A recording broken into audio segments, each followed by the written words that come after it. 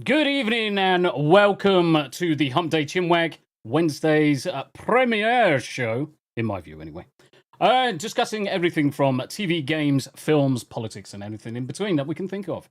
So between me and the panel, we're going to crack through the latest news from the last episode, and we will go through the various things coming up in chat, and we'll bring you all together and give you a steer in the right direction. But without much further ado, let's get cracking with the knacking. And let's bring on the first panel member. There's my brother from another mother, Status Geek. Hey there. I must say, I didn't like the music when you first did it, and now I was dancing to it. I was like proper jiggly. I was like loving it. I was like, it's getting to me. It's getting to me. The intro music. Can you see anybody else that's waiting to join? You No. can't, can you?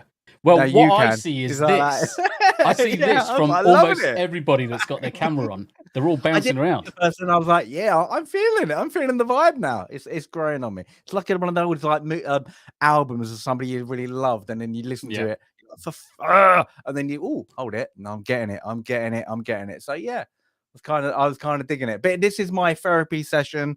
Wednesday, I'm calling it Wednesday therapy session after me for another 2 weeks at least after the Acolyte. So it's good. A bit of fun, a lot of news, a lot of political stuff. It's been a bonfire of sanity, let's just say, over this last week. The last week has been absolutely mental in so many different areas, so many different kind of like situations. And I mean, we're going to touch on quite a few of them today. We are literally going to talk quite a few of them today because there's so much bling going on. Whether you're watching Packashite or whether you're staying on top of any of the elections from across Europe, any of the presidential elections in the US, there's so much fucking craziness going on. And then you've got some retarded statements, some retarded commentary from individuals. It's everybody just trying to get their little bit in. Whilst the general election, other elections, all that across France, let's get my little stupidity in. And it's just like, roll your eye like that moment, isn't it, really? Yeah, but exactly. Yeah, cool. Right. It's good to see you, though. Good to see you. And we're going to bring out our next panelist, also a streamer. It's Greg. Hi. How you doing? Yeah, not too bad. Not too bad. How's things, mate? Yeah, good. I've had a good day.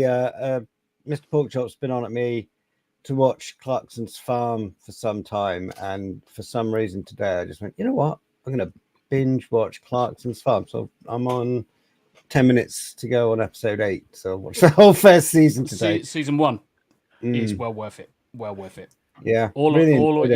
Including the later seasons, it just gets better and better.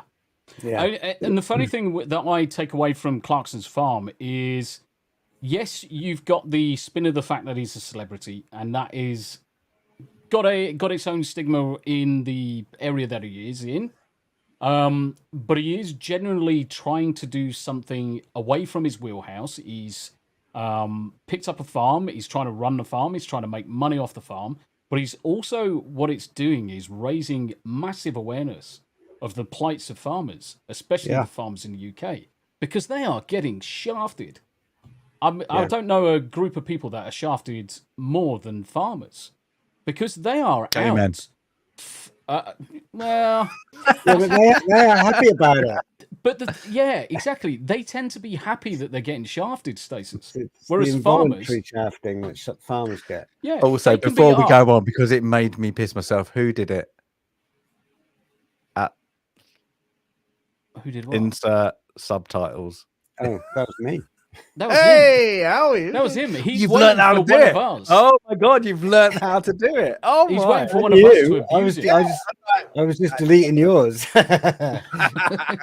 He's waiting for us to abuse him. So this is the way it goes, guys. Subtitles are over there somewhere. Boof. And they are open for interpretation, especially Greg's. So we'll just abuse them as we need to.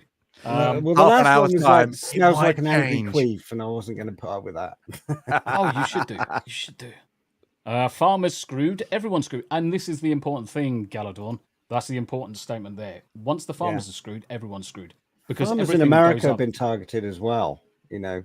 Yeah. So, but it's farmers the world over. Apart from... Yeah, I mean, look at the Dutch farmers. I hate to say this, but French farmers can go suck a big fat one.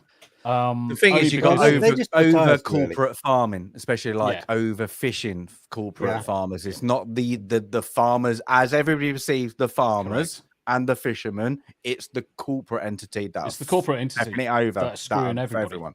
And it's mainly driven by the backs of the supermarkets because they will charge wholesale costs or they'll pay wholesale value for things, which is screwing out the local farmers. I mean, these poor bastards are getting up at 4 o'clock in the morning, if not earlier, to milk, tend to the farm, do everything. And they're not going to bed until 2300 at night. They are fucking long, hard days. We should speak to, I tell you what, we should speak to Heretical Nerd at some point, because obviously he's a farmer himself. And he's a young lad, and he does quite a long around his farm. Anyway, let's stop talking bollocks. Before we go on, yeah. Quick, Stasis, glad you brought up Acolyte. I've had a thought about Acolyte, even though I've not seen it, so we'll have to come back to that. Okay. High five! In a bit. So don't let me forget, because my memory is shot for some reason. No, he's fucking shit. All he has to do is press there. It's difficult because it's all reversed. What do you mean it's all reversed? Mine's easy. Look, it's like, high five. Just stick high your five. fucking. It's easy. Stick your fucking head. Right, I'm going to do something else. All right, just get someone else in. This is a train wreck. Hold on. Just a little bit left. Left a bit. Right, okay, let's bring on Hanayama. How you doing, brother? I swear, if you leave the fucking old people alone, they just are gonna do fucking wild shit. Yeah, exactly. I wasn't being wild. You know for well we are wild. All the old people. Oh well, actually, I'm not that old, but Greg definitely is. Yeah. All of you and wild. all three of you are older than me, so I will not hear any fucking trying to like. I'm not that old. I'm trying to think if Stasis is actually older than me. Yeah, no, I think you by 2 years, isn't it? I can't remember. What year? I was conceived in 1979, and I was born in 1980. Oh my god, I was 10 when you were conceived. Wanker. He's just beat me. Me. I was conceived in 79 and born in 79. I was playing Advanced Dungeons and Dragons in 1977. No, you were playing with yourself. No. In 1977. In 1979, I was probably halfway through the fucking A module series. No, what version? During the war. What version of Dungeons and Dragons rules were them? Hold it. Can we just change the name to Grandad? Can we have Grandad, please? First edition Advanced Dungeons and Dragons, World of Greyhawk. So yeah, and you were fucking not even conceived. Maybe anyway, move on. Everybody buy Only Fools and Horses characters. I'm so old. I need a Father's Day card from everyone. Hold it. I don't know my dad, so that might be a bit weird. Oh, right. Okay. Hold it. Looking at the hairline. Just looking at the hairline. Nah. Looking at the hairline. Why do you think I fucking hide mine? Why do you think I put a freaking cap on mine? Holy shit. I'm fucking well old. Anyway, let's go to the next. I thought it was because you were doing regain to catch up with me. No, mate. And then one day you're just going to unveil. It's going to do a bushy little afro. You've got more than enough hair to fucking for the rest of us, mate. But Stasis, honestly, like, could you imagine Tommy with a fucking afro? It'd be brilliant. Just like boing. But here's the thing. Sideshow Bob, isn't it? No, but the thing is, Tommy would not allow to have just a simple afro. He would have like the epic Mike fucking giga afro, and then he needs to wiggle his head. Yes. And if you did it, Fu Manchu, just the Fu Manchu. You've got to have a Fu Manchu, man. That'd be brilliant. You've got to have a Fu Manchu. Yeah, fuck it. Right. Okay. Let's bring on our next panelist. He's also a regular. It's Abe. How you doing, brother? How do? How you doing? What you been up to? What you been up to since the last time I saw you? Mostly breathing. Okay, that's good. As long as you're still breathing. Abe watches live streams on YouTube. He watches pretty much. Hold on. I sort of live in a Tron-like world at this point. I'm just perpetually online. You carry on talking. I'm just going to check something. I'm also totally down for seeing Tommy in a massive afro. Yeah. The next meetup. We should make it happen. Yeah, just don't make him drop his pants. The same thing happens. And flares, like a real disco pimp daddy. Somebody needs to do a really shitty Photoshop of it, and then we need to put it on Twitter and be like hashtag. Fucking hell, I'm on it. like that as like hashtag. I've never photoshopped anyone in their life. They're all real images. Just Fuck like off. Oh, of course. You fucking wanker. As You he, shall not fucking tell a lie. this fucking prick keeps on sending me fucking images of me humping fucking Mr. Porkchop. Fuck off. last one. Sorry. I know. Last one, you humped Abe. Photographs, you mean? This is okay. true. This is true. You with the Gotcha. pink one. He was the Greg's green just one. like photographs, not pictures.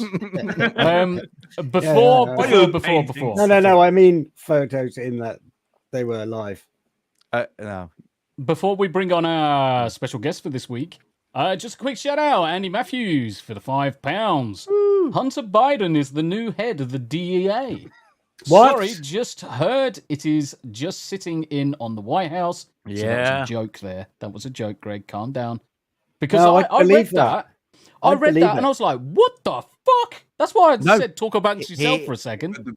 The middle part is correct. Yeah, the middle part, he is sitting on the White House meetings. Absolute He's fucking clown there. world. Absolute fucking clown world. But Andy Matthews, he's thank you doing- very he's- much he's indeed not- for the Apparently, £5. I might have misheard, but apparently he's writing lines or something about lines. Well, he might be sniffing them. He's more likely going to be sniffing them than fucking writing lines. But, guys, Is he writing them in white chalk? he could be. He could be. And we're going to bring on our special guest for this week. Guys, ladies and gentlemen, give a warm welcome to Major Zap. Hey, How you doing, everybody. brother? How do? Hello. Thank you. I made it. I made it to the Chin Wag finally. Mhm. Finally. Right, how do I rearrange everybody? There Yeah, we go. I didn't like being underneath you. It's a bit weird. It felt a bit creepy. No, I'll let Greg It go gave me there. flashbacks. It gave me flashbacks being underneath you. So, guys, It's like having a little person. So, guys, right, Major Zap, do you want to introduce yourself to the panel and introduce yourself to the chat? Absolutely. Hi, chat, and hi, the rest of the panel. Hey, I'm Major Zap. I'm a content creator, gamer, and innovator. Innovator as far as music. I compose music for gaming streams, my own streams. I am a massive nerd and gamer. I have been gaming since I could walk. I came from a huge family, 6 sisters, 2 brothers, so I always got the hand-me-down consoles and games. So that's really where it all started. Just was always passionate about that. I went off to film school, went off to do the gaming thing. That flopped on its head. So that's why I'm on YouTube. Yeah, Can I just interject there? You miss one thing. You've also grown a great beard. Appreciate that. I was gonna wax this, but I didn't have mate. the energy. It's Oh, mad. you're like, yeah. I Oh miss no, my it's big a beard. it's a beast. That's a full-on walrus, isn't it? If you can't do that, Yes, sir, it magnificent. is. I've always Yeah, feel yeah. disappointed. I can't grab it. Yeah, that's the thing. So the wife will never let me grow mine. So this is about as long as it gets, and even now she'll say, "Can you shave your face? It's horrible." And I'm like, "But I want to grow it massive, like big old chops." But yeah, I can never 40 there. Oh my god, a genuine ginger beard. Yeah, bless you, bless you. And Sandy Q for a $1.49 super sticker. Thank you very much indeed, Sandy. I hope you're doing well. Are you on your way home, Sandy? Are you on your way home? It must Right. be. Okay. Don't So answer that if you are, because you're driving. yeah, if you're driving, don't worry about answering that one. But obviously, myself, I wanted to obviously get Major Zap on. We've kind of like cross paths through quite a few channels, and certainly over the last, I'll say, the last 8 months, as I've been branching out myself.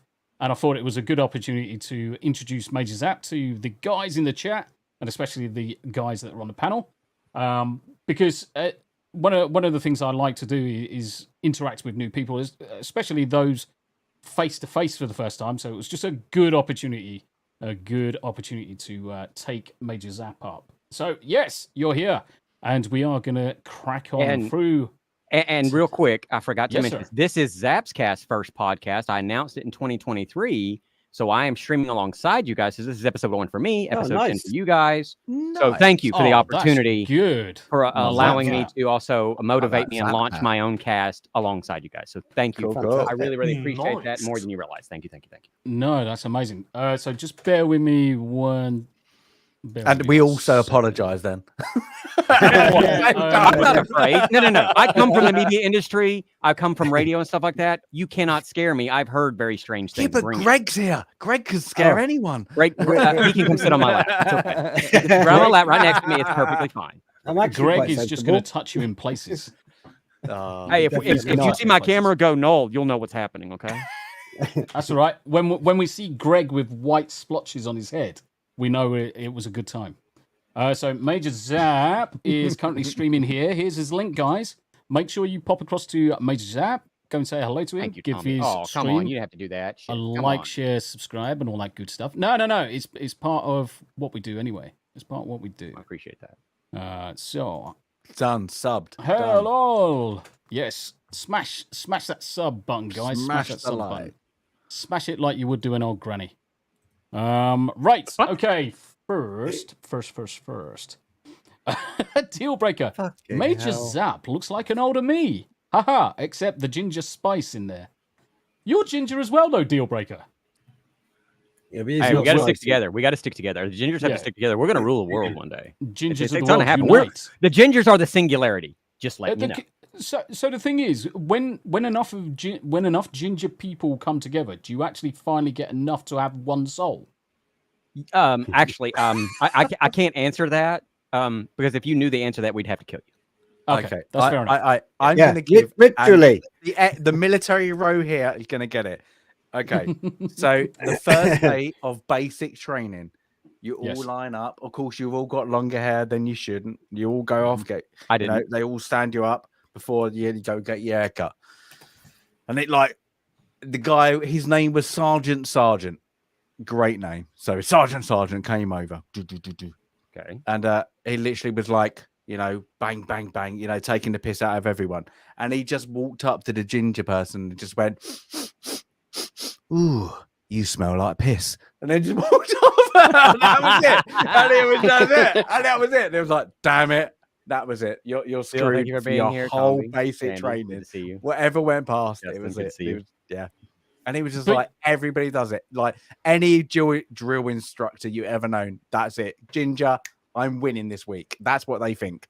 But the thing is, it was a regular thing, and the thing is, the top 3 guys here, by the way, chat, we're all ex-armed forces. The bottom 3 are civvies. But the top 3, we all know what it's like to rib each other to death about absolutely anything and everything. And gingers, it was always synonymous with gingers that they stunk of piss and vinegar. Yeah. Almost all the time. Supposedly. But that's part of the fun and games. Allegedly. Allegedly. I would never. I mean, the thing is, I haven't gone round like Biden sniffing people. So I No, can't comment those are or shoulder speculate. massages, sir. There's a Shoulder- difference. Shoulder. What about? But with the nose. What about the ones for the kids? And I was like, oh no, let's not go there. Whoa, what do you? Okay, never Don't mind. get me started. Oh, they got immunity Big now no-no. anyway. What, Big sniffing no. No, Right. no, on Biden. Biden. Where's our first doodah? Right. So, in terms of topics, we are going to go through them. And our first discussion point is all about the US. So, we're going over to Trump. And let's do I say, don't make me go there, and you make me go there. Yeah. I mean, we're going to talk about Donald Trump, not about Biden's Trump. Biden's Trump comes later. So, and It's the more Trump of a will follow finishing through. move. Well, yeah. I mean, he definitely did sound like he followed through. But U.S. Supreme Court. Oh, I should have said hello to the bloody chat. Holy crap! Almost forgot. Chat. Hi. Anyway, let's The carry on. most important people. The most. I important already people. said hi. Mate, we've got 28 people currently watching, people popping in and out all the time, which is great. And I did spot Lurkers, say hi. Lurkers, say A hi. lot Freak of- us all out. one chap in here that I want to give a special shout out to. And I'm actually going to grab his YouTube link. And this is a special one. and I'll tell you why in a second. Right, shitbox enthusiast. Now that That's a great does name. not reference someone's arsehole. So this is all about cars, guys. Hitbox Right. enthusiast. Yeah. So this is for all intents and purposes. This is my brother's YouTube. Shitbox enthusiast. He does everything about cars. He's currently out and about in his BMW. So if you're into cars and basically modifying cars, BMWs specifically, but engine swaps, you name it, racing, drifting, all of that good stuff, make sure you pop across to the brother's channel. Just give him a bit of a like and a bit of a follow. He's not done too much on YouTube, but he is starting to pick up on it. And I think if we can get him up to close to the 100 subs after a couple of months, I think that will do him. That will do him the world of confidence. But And he everybody also else, has, I've heard, an OnlyFans. That Yes. is exactly what it says on the box. yes, yes, but it's taking it up the shitbox enthusiast. Oh. Daily Dysfunctions in the house. Vordy, Galadorn, good to see you. Lacey. Sandy Q is actually home today, so no driving. That's good. It's good to see. Good to see. Deal breakers in the house, of course. Lots of people subbing over to Major Zap. Sonia, how you doing, Sonia? Unfortunately, Sub away. Greg's in chat. Uncle Martin, how you Yay. doing, my friend? Jazz, Panzerwesk is in both chats. I think he's one of the mods on your channel, Major Yeah, Zap. he is my head mod and a very, very dear friend. He's been Oh, very bless him. supportive of my journey this whole way through and everything else in my life. And so he is my another brother from another mother, and he's my Dutch friend. He's all the way across, way, way, way up there. Happy days. Vordy's also a Dutchie. Vordy's up in Emmen currently. So we've got quite a wide collection of people from basically all over the world. Lots of Europeans, lots of Americans. We've got our Canadians. I've even got people from Japan jumping in now and again. But My Highlander, God, I'm sure you're going to start a song soon, isn't it? Yeah. Because I'm not Canadians. claiming Do you responsibility. know what? Do you know what? Actually, you say that. I actually started coming up with some lyrics for Suno. Now, all of the songs are shit so far, so I'm just waiting for the AI to eventually cotton on something that's Wow, good. I thought you were going to get me to do the guitar again. What you wanna do? Suno's actually you- gotten better. They just released their 3.5. Yeah, AI. 3.5. So I think it's getting Chat much better. GPT. Use Chat GPT to write the lyrics and then feed that into Suno. Yes. I need to. That's one way. You can't beat Tom B is Happy song. Yeah. The Tombi, but the thing is, I'm gonna have to explain it to Major Zap now, because he probably didn't see it. So the Tombi is Happy song was a special song that Stasis Geek wrote on my behalf that basically said Tombi is gay all the way through it. 2 minutes. For 2 minutes. Yep. And he Yeah, it was released a banger. He released it onto Twitter, and it took off. And he's now That famous. was a good troll by me and you though. Yeah, That of was course. that was a good troll. Yep, indeed it was. Vordy's in the house. Lucifer. So the youngest son's in the house as well. Good to see you, my friend. Good to see you. I think and Els is in the house as well. Plenty of people. Right, let's get cracking. Right. Do it. First things first. Do it. First things first. Can I make this any bugger? Yeah. Let me make it any bugger. I mean, it's already buggered enough as it is. I mean, can you make it worse? Mate, it's fucking crazy. Oh, this shit. we can. That's good. That's good. That's good. Thanks. Yeah, I mean, certainly we will try to bugger everything. Do your best. Well, certainly Abe will. Right, U.S. Supreme Court rules Trump has broad immunity from prosecution. So, summary. Conservatives, justices in majority liberals dissent, absolute immunity giving only to certain acts, which is what's being missed from a lot of this, is that he's only got absolute immunity from certain acts.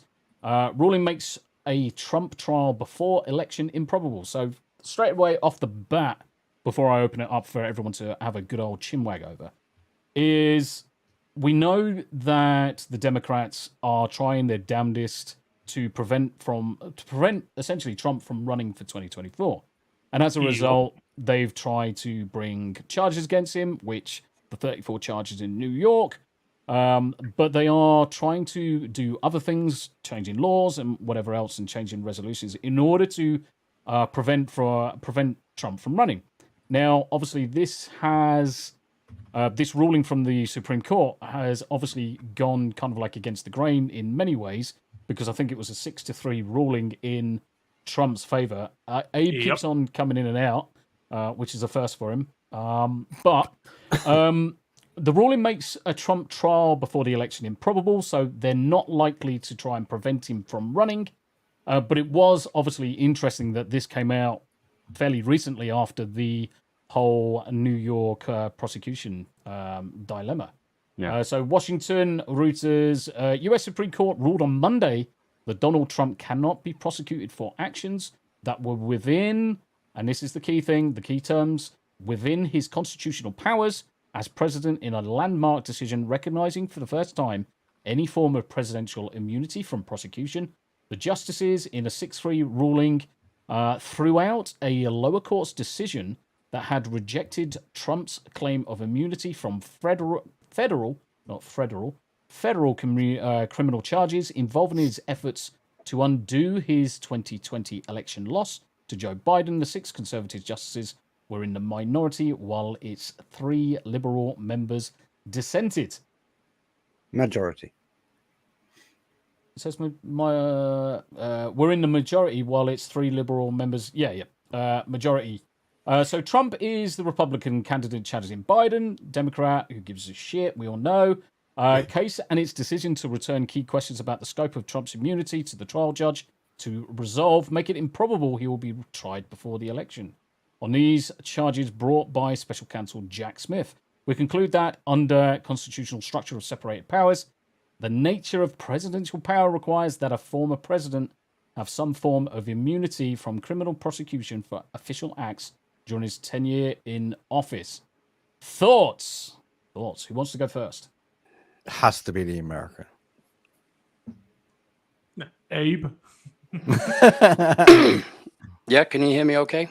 Yes, go for it.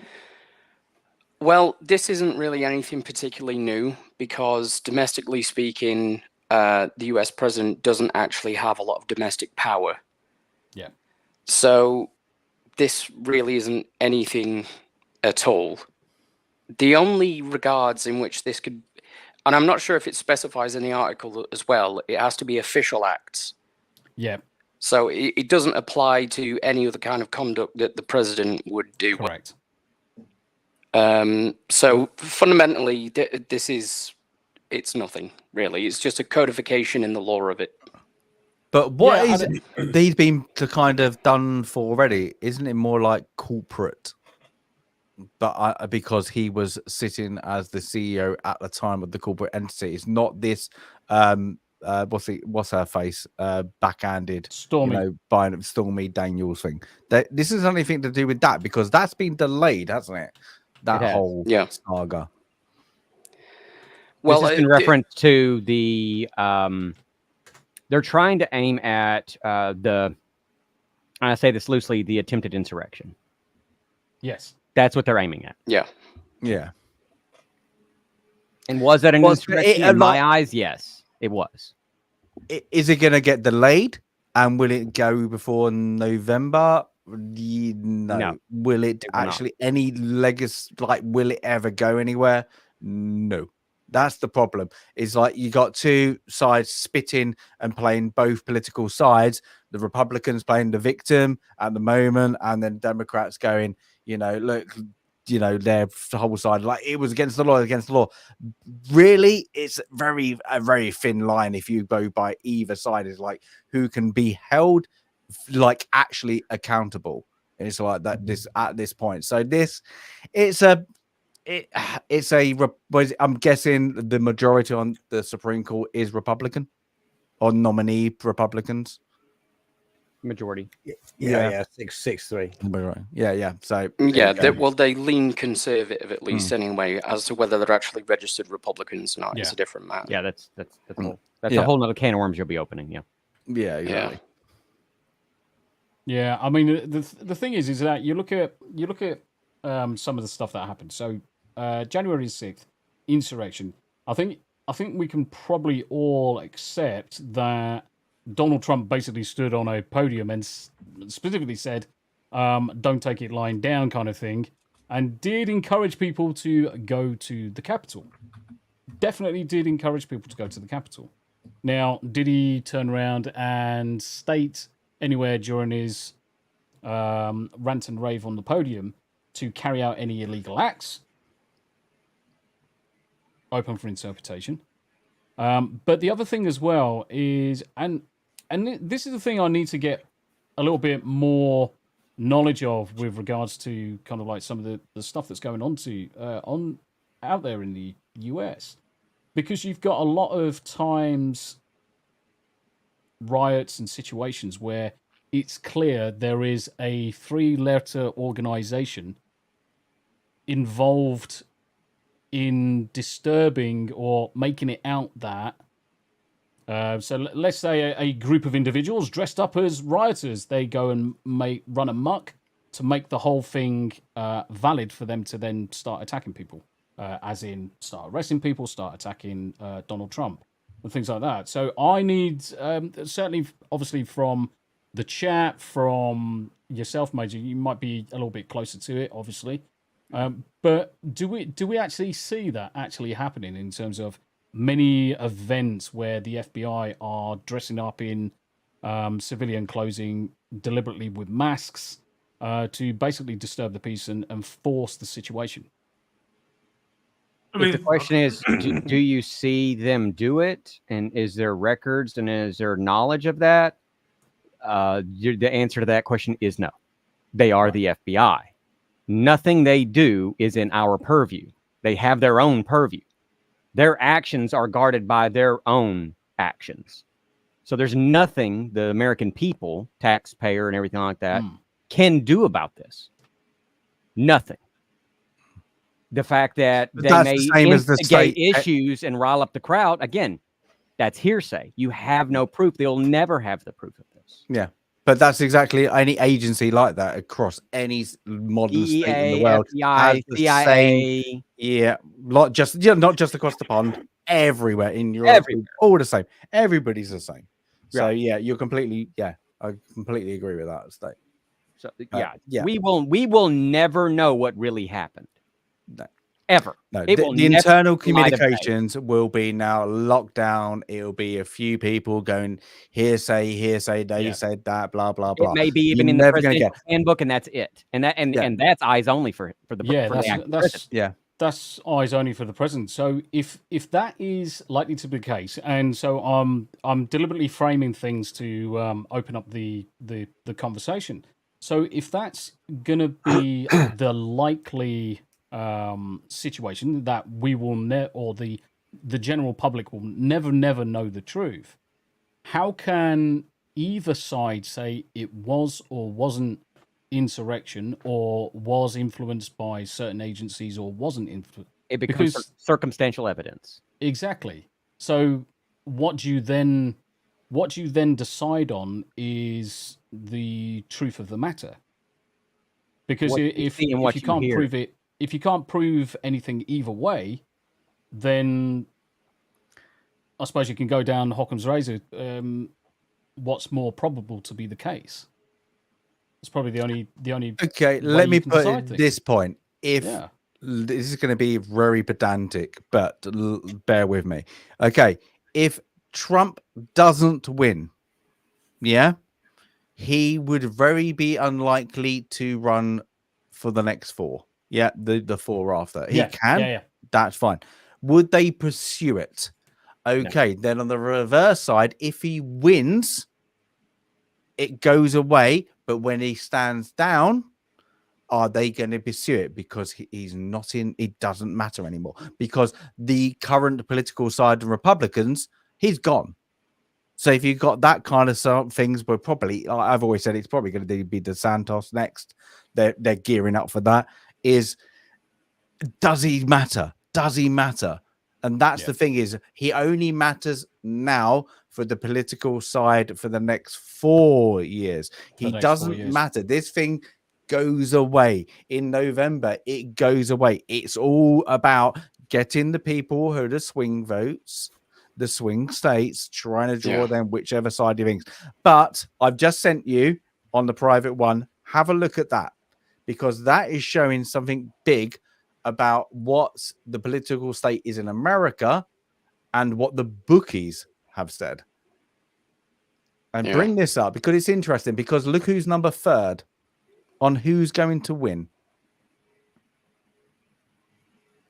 So outright winner, 4-7 favorite, Donald Trump. Yeah, Donald Trump. Okay, I can believe it. But look who's number 2 and number 3. I think that says more than anything else that we're talking about. Is that has to come, and that is through most betting companies, that they're now pushing something else. Now, I don't think that's going to happen. I don't think it will calculate, because if you look at how the system is and how it's been run so far, unless they can get Trump off the card, I think is a sure thing. Now, you might piss off the Blues saying that, but unfortunately, I think they railroaded him in a more positive view by giving all these little minor things in every little county, every little state, you know, sort of trying to out him. They made him number 1. And I don't think you're going to get a lot of people will not go, oh, I feel a bit of sympathy, like you're railroading a non-politician. That's why. And that's his whole poll is, I'm not a politician, I'm a businessman. And look what they're doing to normal people. The politicians are letting you down. And he's going to get that swing vote. That says it all. That is a big gap to make up. Did this? So obviously you would expect Joe Biden to be number 2, Kamala Harris number 3, whatever, Newsom, so on and so forth. Did anyone pay attention to this before the debate the other day? And on the back of the results of that debate, have positions then changed? Yeah, I don't know about the betting. He didn't have a strong debate. Odds. No, it was still Biden. Robert Kennedy was higher up. I think he's dropped off the card. I think he's got. He's kind of got. I think he'll do better than the Libertarians in some states, but not as much as the Blue. But Robert Kennedy is more dangerous than all of them combined. Yeah. If you want the truth on that, because he's connected. He's a freaking Kennedy. Yeah, he's a Kennedy. You'll not know. Did nobody forget how powerful the Kennedys still are to this day? Yeah, that's why they all ousted him, didn't they? They've all like 80% of his family's ousted him. No, he's this, he's that. Like, will I don't think it would be amazing if he would win a state. It's not going to happen. It's not. Like, libertarians have tried for so many years, and they're like less than like 4% of the vote still in most states. It's literally that. You still got that to run off. You're going to have that. If it ever happened, and if it did happen, wow, that would change the political system in America. And the face of it. It would be a complete facelift. Yeah, it would be.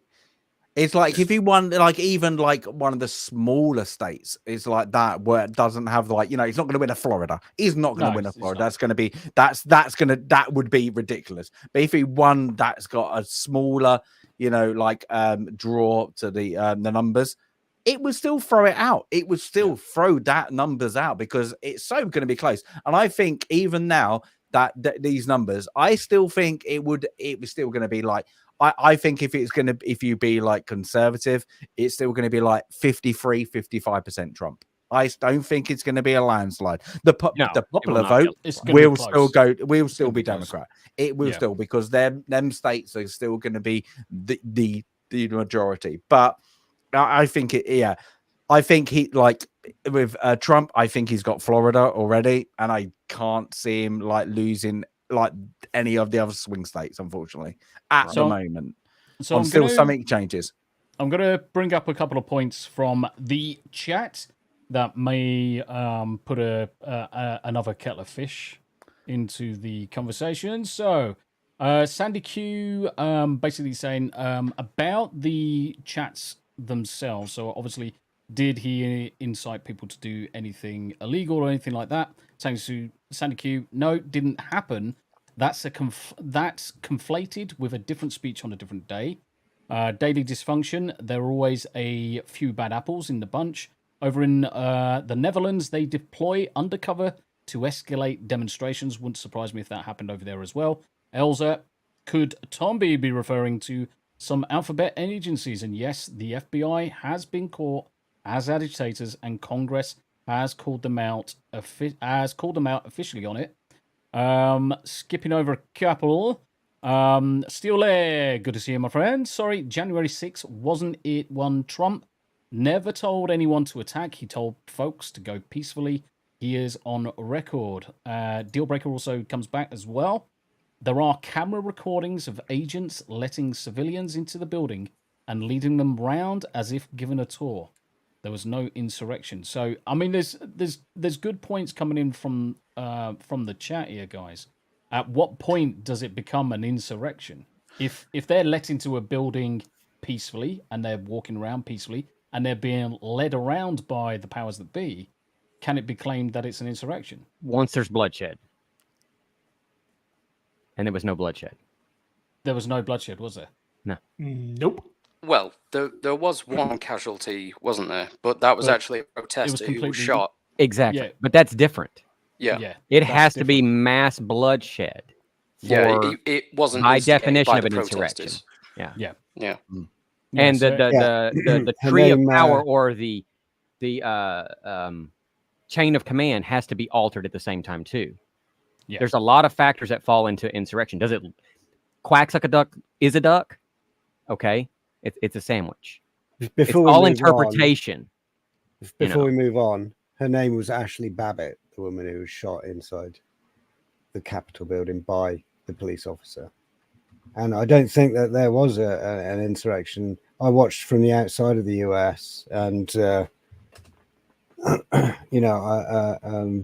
was quite active in looking at that because my fiance's from California, so I've got an interest in there. I'm eventually going to live in the country, and I didn't see any no organized insurrection other than orchestrated by three-letter agencies, and other protests have been organized by them. This organization called Patriot Front has been pretty much created out of whole cloth by the three-letter agencies and funded probably by George Soros. You see them turning up in U-Haul vans or buses, all wearing the same gear, and with police escorts and masks on. They're all over it. They're all over every protest, both sides. Yeah, they turn up and say, "How do, fellow protesters?" Yeah, that's the meme, isn't it? The fellow thing is, they're stalkers? trying to make out like the thing is that he is a Davis or a Stevens, like that. Like they're going, that's what they're trying to do. Is like it's a new civil war. We're gonna get. He's the new Jefferson Davis. It's like that. It's like what? Sorry, he was still a politician within your country, and it's like that is they've lost the whole remarks of what their history was and what the law is, and they're just spitting out of like the next scaremongering tactics. And it's lost them in the election. It's lost literally the mainstream media, unfortunately, has probably done more harm to the Democrat cause than the Democrats itself with running Joe Biden. The mainstream media really is the mouthpiece of the Democrats. En masse. They're all part of the same fascistic machinery that sits it's a cabal, behind. Isn't it? The power of the left. It's been the slow creep of institutions over decades, which has led to this. And those institutions, governmental, educational, higher education, press, entertainment, as we're seeing in, Hollywood. Yeah. That started early. There were trials in the 50s about it, for crying out loud. Yep. Everyone just forgot. Have you ever seen that clip of all of the local news stations all saying the exact same thing in unison, like they're the Borg? The talking points by the CIA sort of sent out at 3 a.m. to all the various stations. And there's like one subtle word different between all of them, but they're all exactly the same in every single aspect. What they're trying to say, what they're trying to get across. It's just copy paste with a slight delta in between to make it not look so obvious. But we all know, the majority of the public tends to see things and just believe what they're being told. because that is the way that you get a lot of this, and that's what they're trying to do. They're trying to, I would say, garner the attention of the masses that don't know any better. Yeah, And there's not many people going Okay, to challenge it. I can't answer this question because we're European. Yes. United Kingdom is completely different, so I have to phase that to the American. Is that what you perceive? Because that's a good point. That is it a generational thing? Because the modern media, newspaper is an older generation, but we're getting that now from a younger generation. They're still following that rules. So, what you've just said. So, is it for Americans? What are we seeing?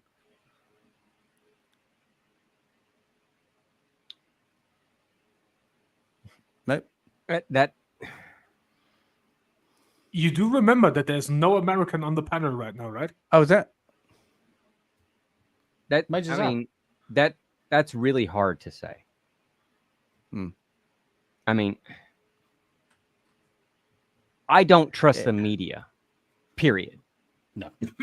At all. Because I've worked in the media. I've worked at news stations. I've seen the stories written. I've seen the lies fabricated. I've been part of the fabrication of the lies.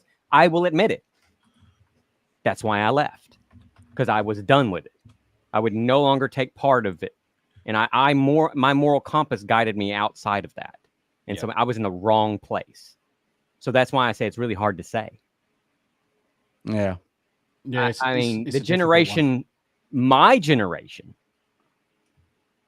is on the side of this is wrong. What the hell are y'all doing? Get your head out of your ass. But the generation now is oblivious. Their head is in their phone, a tablet, a screen. They're absolutely oblivious. Yep. And they're on the clock app because I don't want to bring up their name because we don't want ByteDance jumping down our throats. Yep. They're being fed all of that information in mass. And the execs and everybody creating this stuff at Silicon Valley don't care.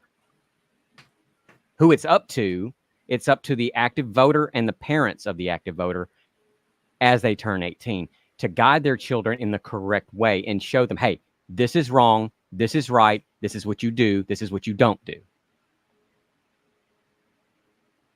It doesn't matter what, it's do as I say, not as I do. That's why I think that kind of explains why there's been this long-term assault by the left on the nuclear family as well, because that moral compass in life stems from a strong guidance from both father and mother, and so they're just basically eroding that and trying to replace it with the mass media trying to. It's already done. It's too late. Yeah. It's too late. That swing back is going to be hard. It's going to be. You are 2 generations too late. I mean, I've been talking about this kind of stuff since like 1985, so I've watched it happen. Just 1984. And basically, Okay. Here's another thing too. This kind of is a tangent. I'll make it super short. Where did the internet come from? DARPA. What is DARPA? DARPA is a government agency. Correct. And privately funded. Wi-Fi, mobile phones, DARPA. GPS, self-driving cars, Facebook, DARPA. Facebook, Google. Yep. DARPA. So InQtel is the so you think about all of that in the grand scheme of things, we have zero control. Yep. Zero. And it's going to be a total loss of control like, say, for instance, if you think we've lost control digitally already, they're trying to extend that control out of the digital realm into the real world with smart technology and get tendrils into everything so that they know where everything is at all times, and they can turn it on and off. Yeah. Let's face it, they already know almost everything that's going on anyway. They've got their fingers in so many pies that we do not even have visibility of. I mean, I could go through some of the technology that I've played with during my time in the armed forces, but I can't because of Official Secrets Act. But fucking the general public hasn't got a freaking Scooby-Doo. I mean, And I even can members tell you of right the now, armed there was a forces haven't got company. Scooby-Doo. Okay, I signed an NDA. I'm still under this NDA, and I don't Yeah. care. I really don't care. They can come after me if they want to. I worked on a project that affected people's sleep patterns and their HRV.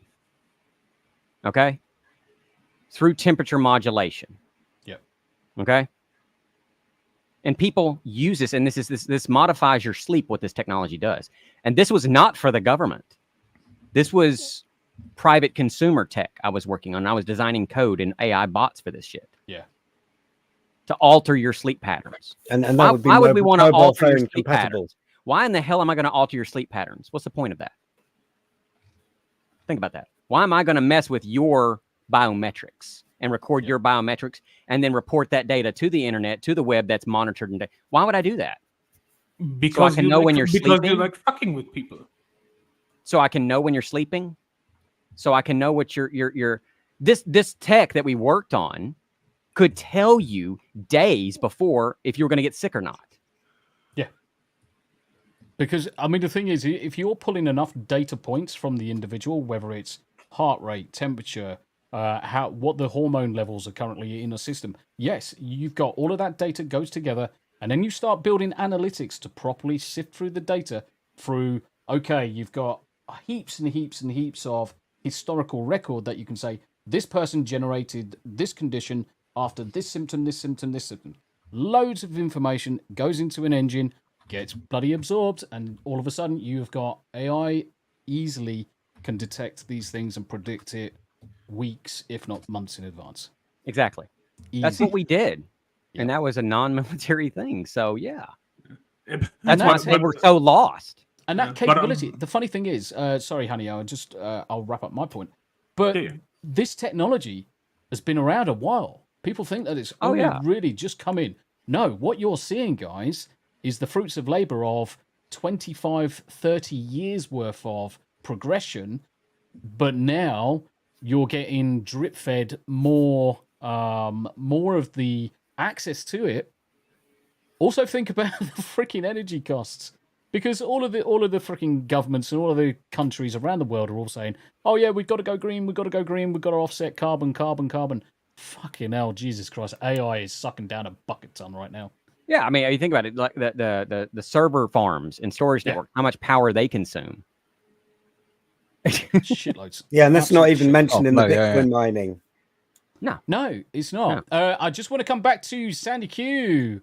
$20 super chat. Thank you very much indeed. The role of the media is to be critical of government and hold them accountable on behalf of the people. Now, the media criticizes those who criticize the media. Correct. Cancel culture. Yeah. Because fuck the media. And on the other and on the other point, it's like I have absolute fucking sympathy for the poor motherfucker that has to monitor my heart rate.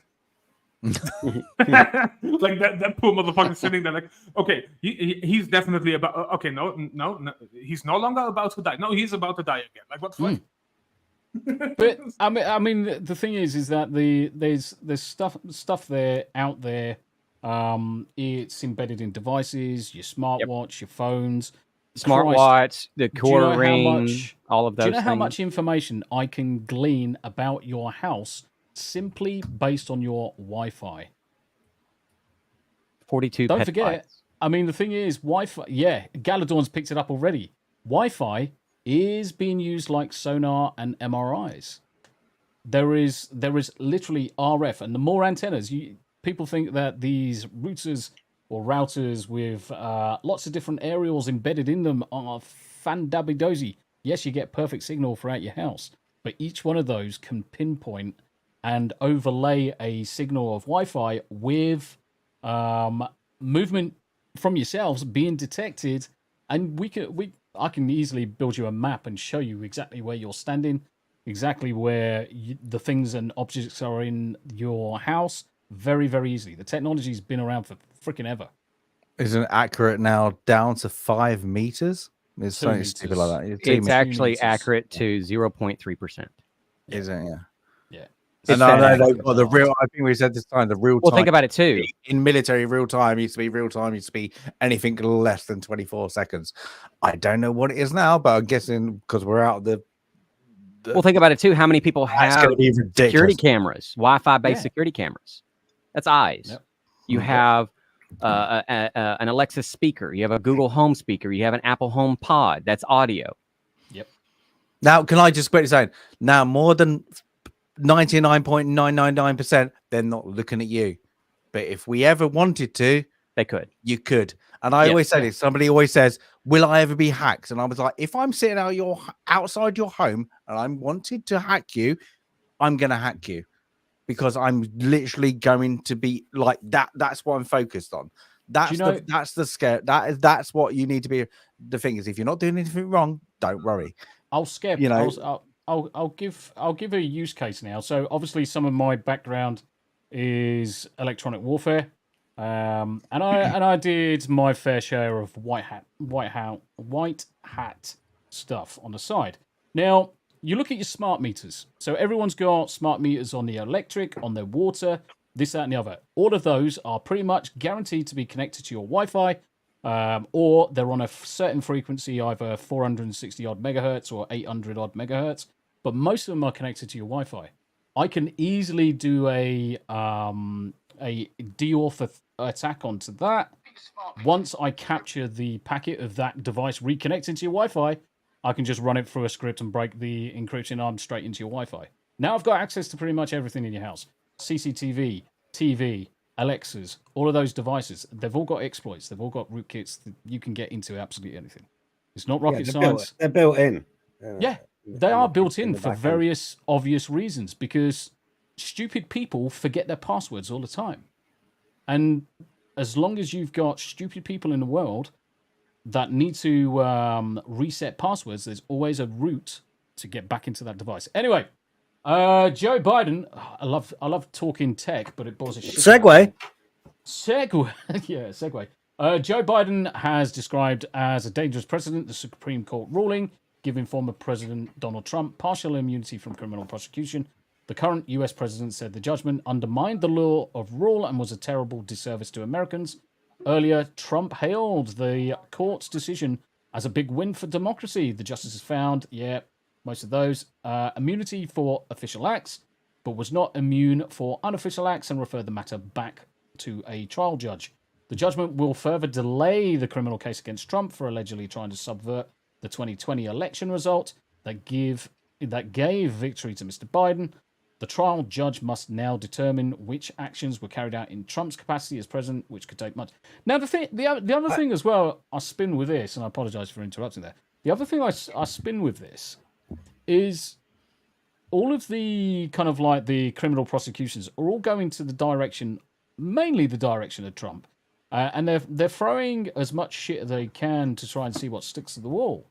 But we know of many times where Biden and the family Biden or people associated with Biden have done something silly or something dodgy.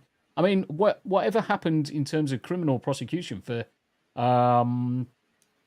what's fucking Clinton and the email scandal? There was no real comeuppance about Hillary Clinton having sensitive emails on a personal laptop or anything like that. Are we ever going to see Biden's laptop results? No. We're never going to see it. But that raises the point. That raises the question. How is it okay for Trump? And don't get me wrong, I'm not protecting Trump. I'm not advocating for protection of Trump at all. If he's done something wrong, he's done something wrong. Everyone should own up to that fact. Everyone should be held to account.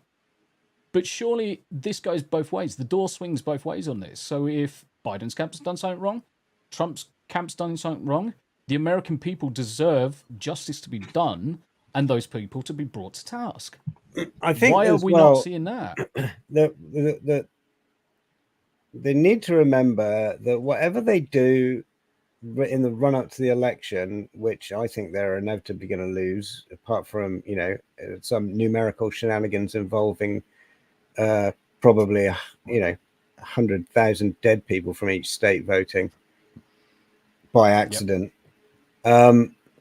They need to remember that whatever they try and do in the run up to the election justifies the same things being done to them legitimately following the election. That's why they're so scared, because they thought they might be able to pull it off, but short of some drastic, ill-informed, I won't say spontaneous action, but some very badly advised drastic actions. What is their motto? By any means necessary. By we don't any need means to necessary. go there, but some crazy son of a bitch is going to be tempted to do something. There's already been calls for it on Twitter. I don't want to amplify them, but I'm really concerned that when you get a wounded animal like the Democrats, they are cornered and terrified, and they're going to start lashing out.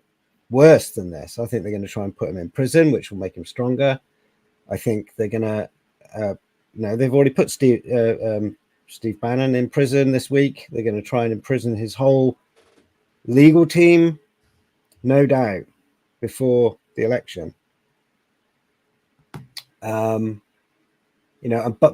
also barring some kind of international incident that causes a national emergency, I wouldn't put it past them to try and subvert the election date in some way by invoking a national emergency, which they've manufactured.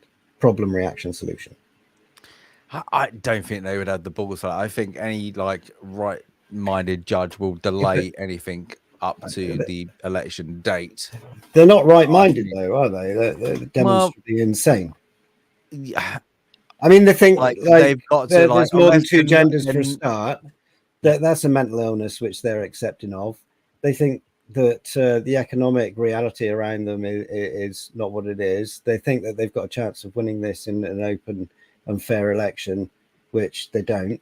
And, they just don't face reality on a daily basis. And so they think fantastic thoughts like lunatics, and are prone to act on them impulsively as well, because they don't have. Yeah, but you've now got the whole state is like they've got to look at the winning card. The winning card at the moment is Trump at the end of the day. So is a judge going to put their, I don't know, foot in the ring for a losing side? I very much doubt it. I think they will just go, we'll discuss it later. But the Democrats aren't discussing. That is the grey. That is the grey card. That is the best way to do it. Is even if you're blue, just go. Yeah, we'll look at it and just delay it on things, and then just when it run it out before the election. Yeah. It was that, because you're not you had the New York whatever things, and they literally put their fist in. Let's just put it in there.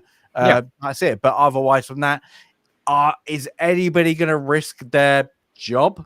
Because I think Trump has kind of indicated, in a way, literally you're screwing, as he says, you're screwing over the American public by doing this. I will screw over you. That is kind of in a very layman's terms and things like that. So is he? Are they? I very much doubt they're not going to put their they're going to play that hand. I just think it's too late in the game. I think most educated judges are going to know where it's gonna lay at the moment in November. There's got to be some ballsy high-end judge who's got some meat to do it. So we'll have to see. But I very much doubt. Yeah. Okay, so in a televised statement, the nation was founded on the principle there are no kings in America. Unfortunately, there are in fucking UK. We can come back. We can come back. Just ask. I'm happy. Well, it's funny you should say that, because someone sent me some bloody memes of 4th of July, so I'll bring them up in a second. Oh, God. This nation was... Mirden's a prick, he is, but I love it. This nation was founded on the principle, no kings in America. Each of us is equal before the law. No one is above the law, not even the President of the United States. And so much of this is so hypocritical. It's just fantastic in its statement. Today's court decision was almost certainly means there's virtually no limits on what a president may do. But again, It's that official acts. That's the thing that's been skipped over quite. I think I know why they've put that in.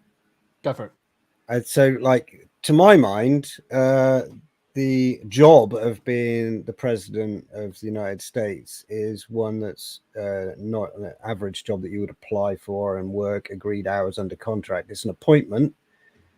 Yep. And you are that person embodying that role by appointment for the duration of your term, from the day of your inauguration to the day of the inauguration of your replacement predecessor. Yeah.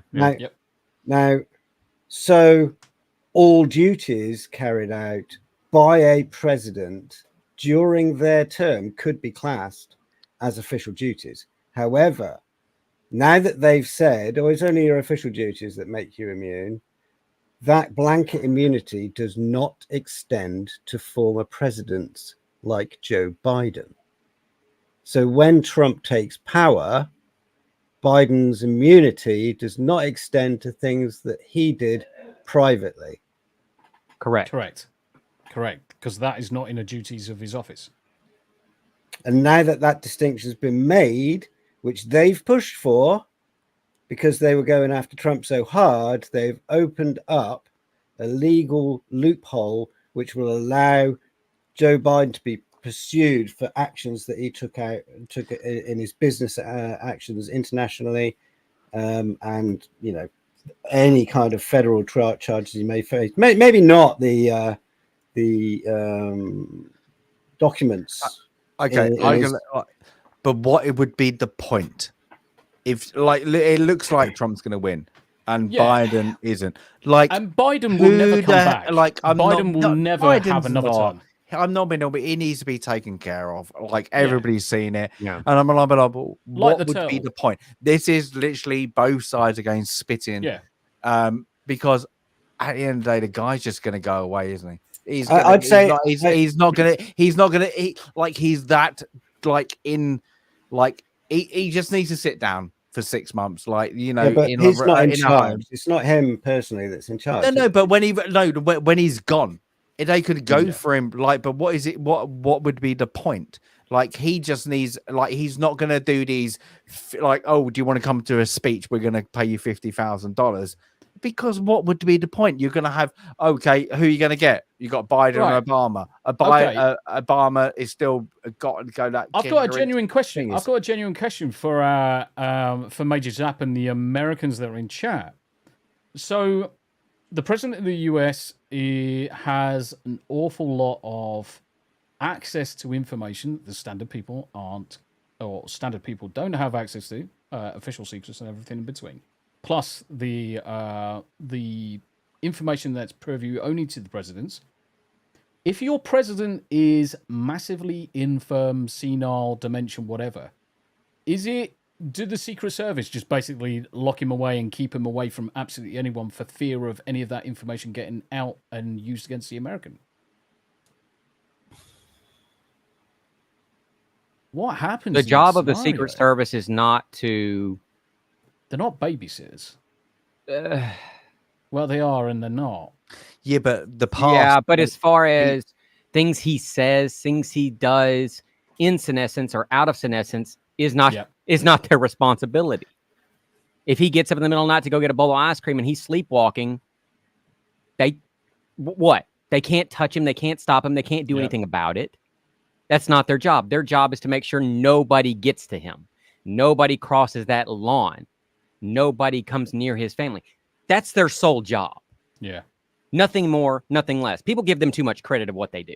I have a buddy who's in Secret Service. Okay? Yeah. He's like, I get paid to babysit. He said it himself. Okay? He says, I stand outside of a door and I get paid. So essentially there's nothing there to protect and they don't even know what the president sees, hears, does, his paperwork. Yeah. They don't have that classification or clearance to know that. It's only location at any given time.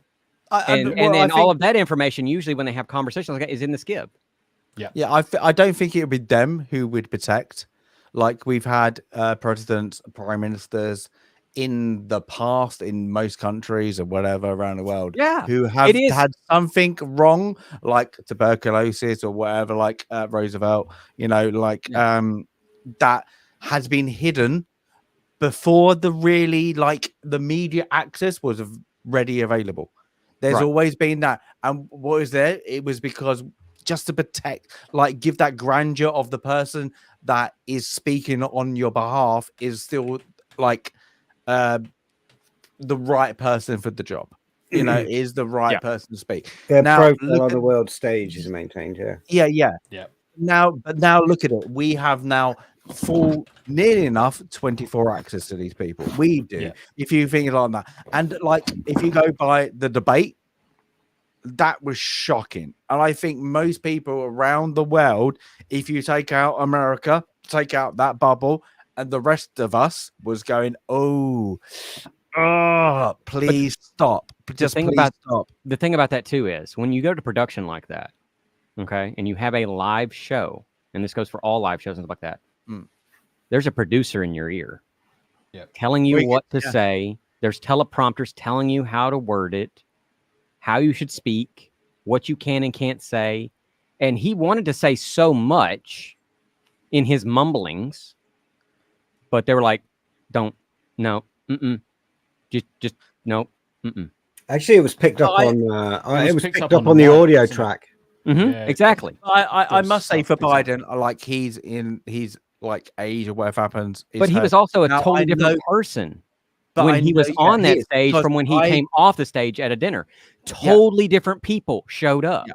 Now I know they're gonna do it like he has a speech impediment. I've had a speech impediment and I hide it well from years of training. I was when I was like really young, really bad. I had a really bad speech impediment, but so does he. But you get yourself trained, you get yourself in a way that you can speak. His way he used to speak and now he's speaking isn't the way you can like defer it to in speech impediment. Yeah, he has a stutter or whatever like that, or a stammer slightly, but you can overcome that by using the English language. He just went on a ramble on like, you were like, what are you trying to come across? Like, if I ever get into my problems, like, but I'm still coherent. I still know what I can say. But you stammer. You stammer over. You're trying to get out what you're trying to relay, what you're trying to say and get your point across. But you get so flustered, you can't connect the dots. No, you can't convey.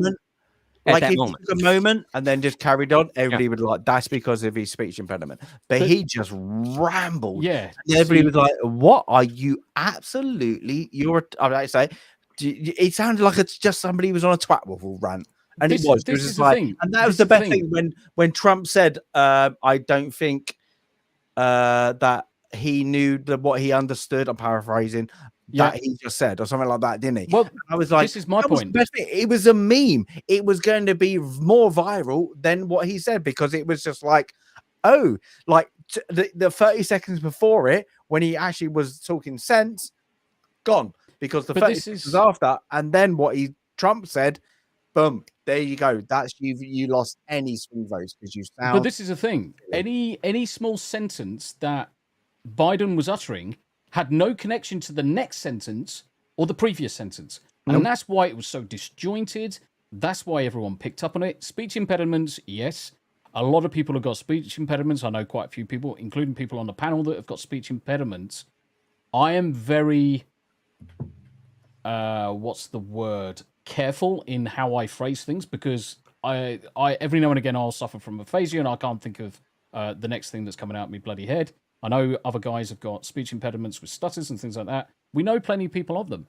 But the point of your stutter or the point of mine, I know the sentence I'm trying to say. I know the paragraph I'm trying to work out in my head. And I will still carry on with that same train of thought up until I've got across my point or what I'm trying to say to people. I don't suddenly pause and then break off in the song and dance about saying some other topic that absolutely has nothing to do with either the question or the thing that I was just saying. it literally put a spotlight, and everyone picked up on it. Everyone. Yeah, but the noticed best it. thing is Trump knew what to do because they were like, And that was sheer I know genius. American politics is different to anywhere probably in the world. It is, and I still want to know. And I laugh because I was telling my girlfriend, I was like, "Can you tell me what they are going to do for the child healthcare?" Because they literally just skated over the issue. Every policy that was more important should be to the American public. They skirted over because Trump just went, I just want to address what he just said, because it was a very reverse situation. It was Biden trying to defend himself where it should have been Trump doing it because he is the person who wants to be elected. He isn't the elected president. It honestly looked and felt like he was reading a teleprompter that was skipping all over the place. Yeah, and it was, but and that's it. And they knew what they like. They had their understanding. Trump knew what to do. He didn't have to introduce policies. Nobody gave a shit. They didn't talk about. Neither one of them talked about any policies. No, it's like at all. Yeah, can I tell you what childcare? I need to address that, and then they went on to their little rant. Yeah, they were talking about how they were immigration. Who cares? They were talking about the golf swings at one point. Who cares? That was important. You don't care. You don't caddy your own bag. Who cares? But then Trump played into his hand. Trump did really well, and he's just feeding into that person that cannot take the thing, and he twisted it and goes, "Look, we don't need to be children about this." And I was like, it was you who started it off. But what the meme's going to be? That 5-second clip, Trump. But whoever was the Biden, Trump's, like as you said, the person in Biden's ear, the person in Trump's ear, like Trump's crowd, fair play to you. You just Trump knows everything you did. And then Trump the other knows side full well that all he has to do is let Biden talk.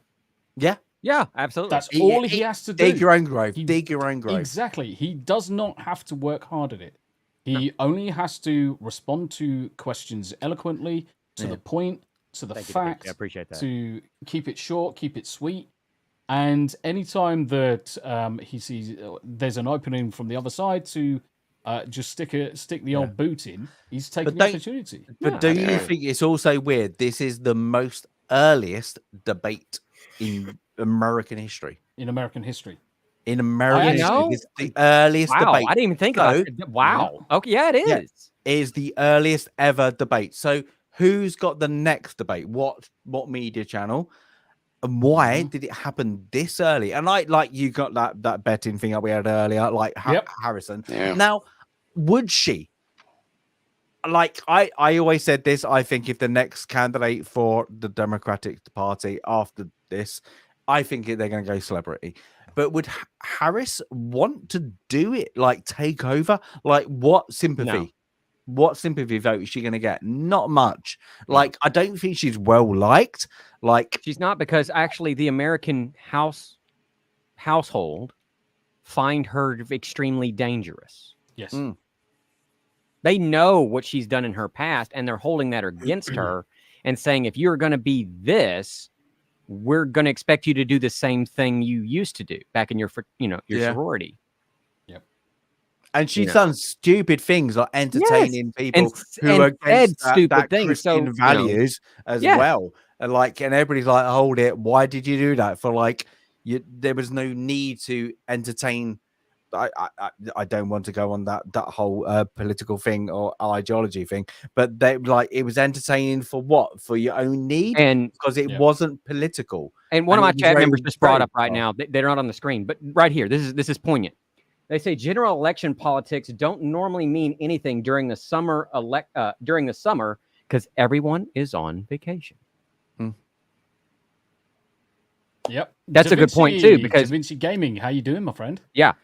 If you think about it, I mean, he's pretty accurate on that, because we're all on vacation. We're spending time with our loved ones and our families, and we've worked so hard for this vacation. We're not going to let the politics and the media disrupt us. We're going to turn the TV off. We're going to go spend time with our family. We're going to be oblivious to what's happening, and then we're going to come back to the aftermath. Yep.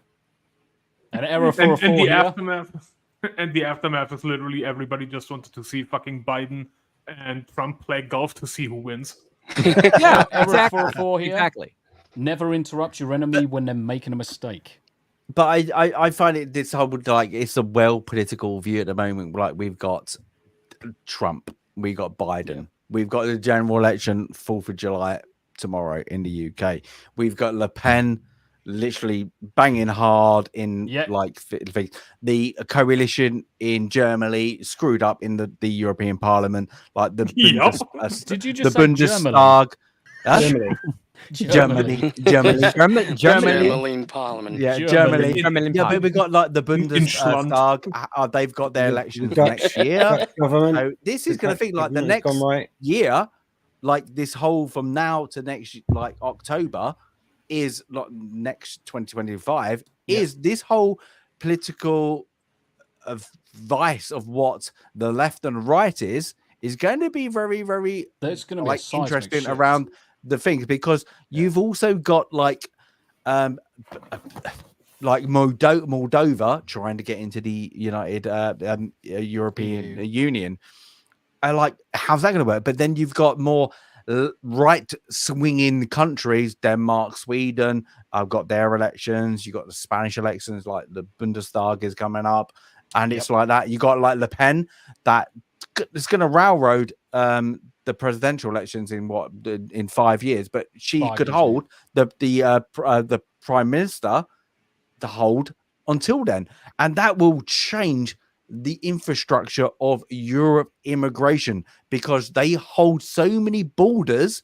It's going to throw everybody off. But then we've got looks like I'm going to guarantee 100% Labour are going to win. So we're going to go left leaning in the UK. And everybody else around the world, it seems to be going right leaning. And it's unless everybody goes out and votes for UK reform tomorrow. This is what I just sent. On the private chat. I'm gonna bring that up in a second because that's quite an important thing. I wanted to challenge that.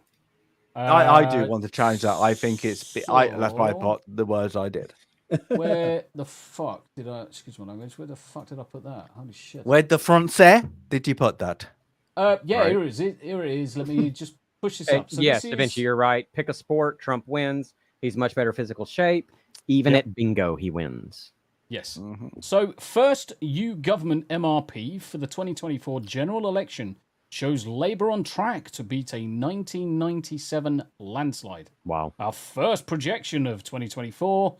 That is, by the way, people don't know that is Tony Blair, who took us to a couple of wars and then put the whole place in literally down the and he's in line to go take over the WF. Yep.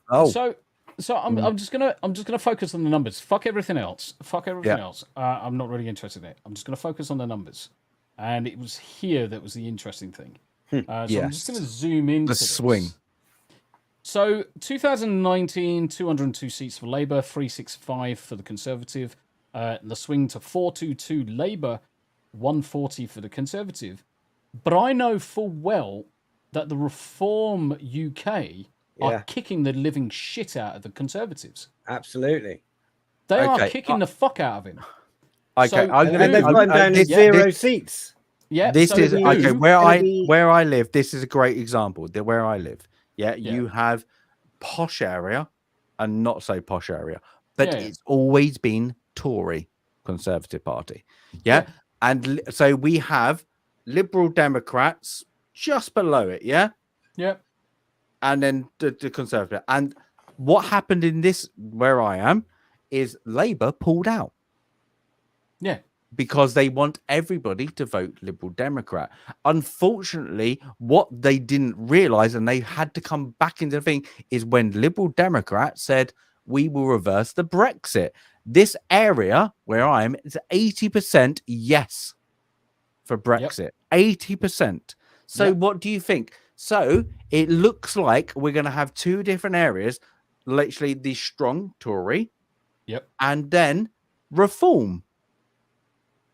The poorer, the middle class, the working man isn't voting Labour They're not Anymore. voting Conservative. They're Right. not voting Liberal Democrats. They've got really pissed off and going Reform. Reform. So it looks like Reform in this area, it's going to be neck and neck. So them to say they're going to get 0 seats is things. And I'm based in the, I'm not going to say where exactly, but I'm based in the Midlands. So the Midlands, there are 2 sides to the Midlands. There are the Labour strongholds, but then it's the rural areas that are very Tory. So that. And now I don't believe this at all because the one thing I don't believe is the SNP one, because the SNP are going to lose more seats to Labour.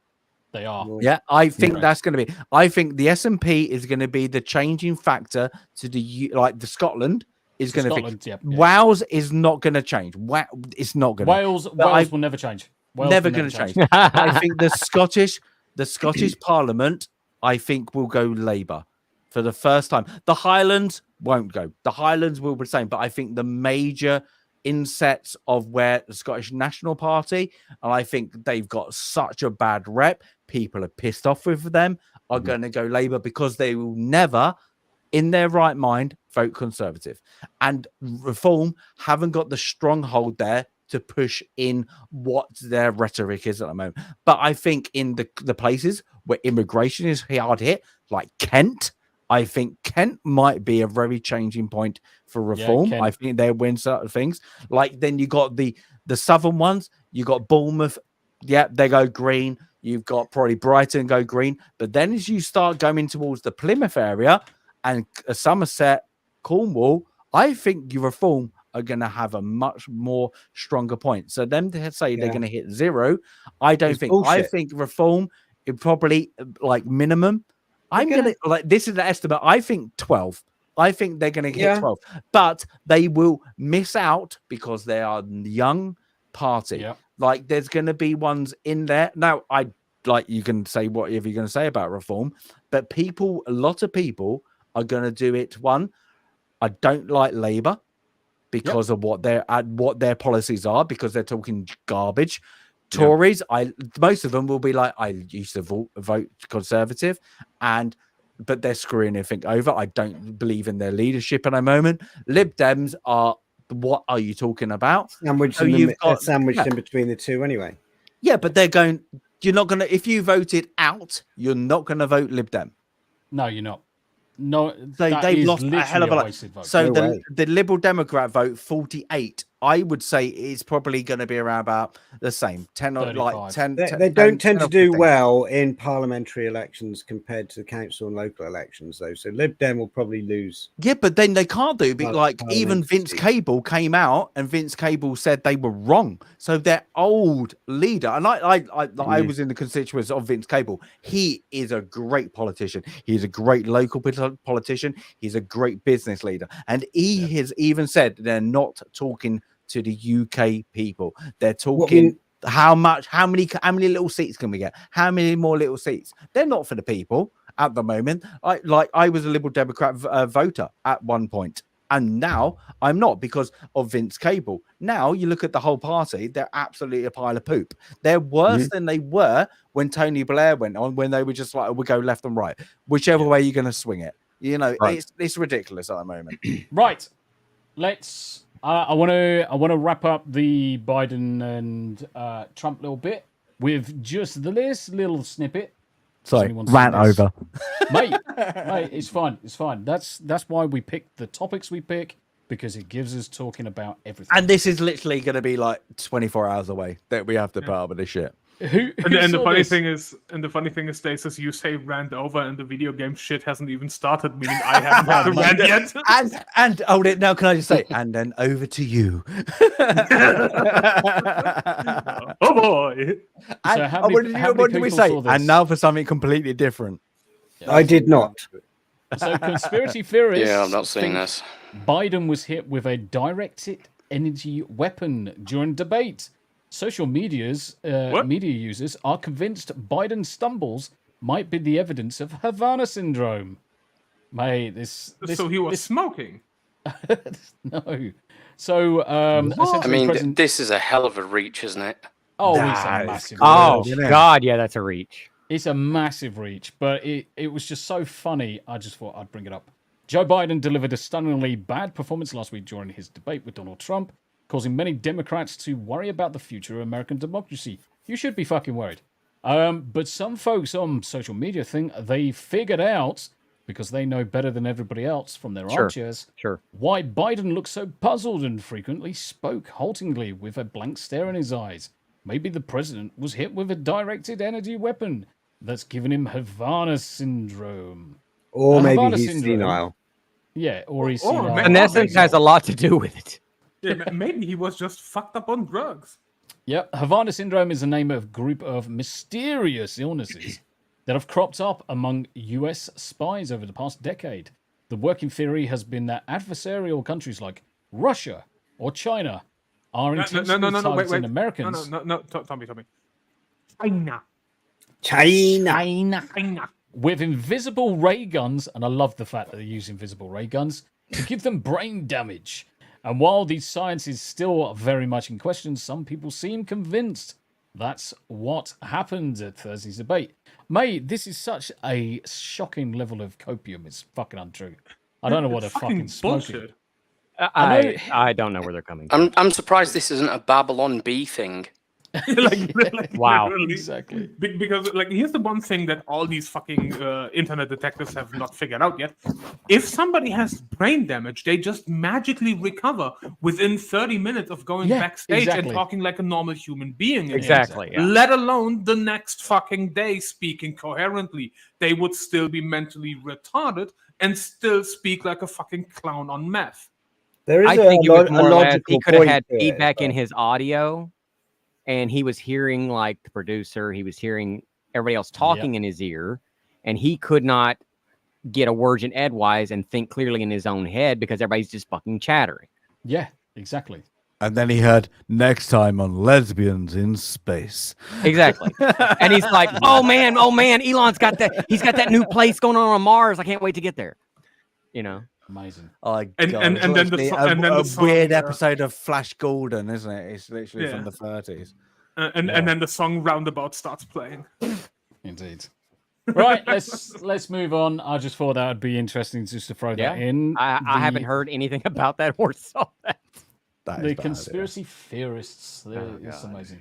And don't get me wrong, firing fucking microwaves at people's heads is going to that do was something. the case, is this so? These are what Democrat people coping and saying, well, maybe he was hit with a directed energy weapon. Who has a directed energy weapon that could deploy it in a presidential debate with the current president and an ex-president on the stage? Okay, so that's a first security thing you've got to get through. Who has the equipment to do that? If anyone has it, it would be something in the American military or the CIA. So what, they'd be using it against what, their candidate on stage to make him look bad? It makes no logical sense why anyone would target him. Yep, 100%. I can do it. I can do it. I can found it. I can do it. You should be volunteering that kind of information. Yeah. Stasis Geek, we I both did the put same those course. on my things. We both did the same course. Communications, electronic warfare.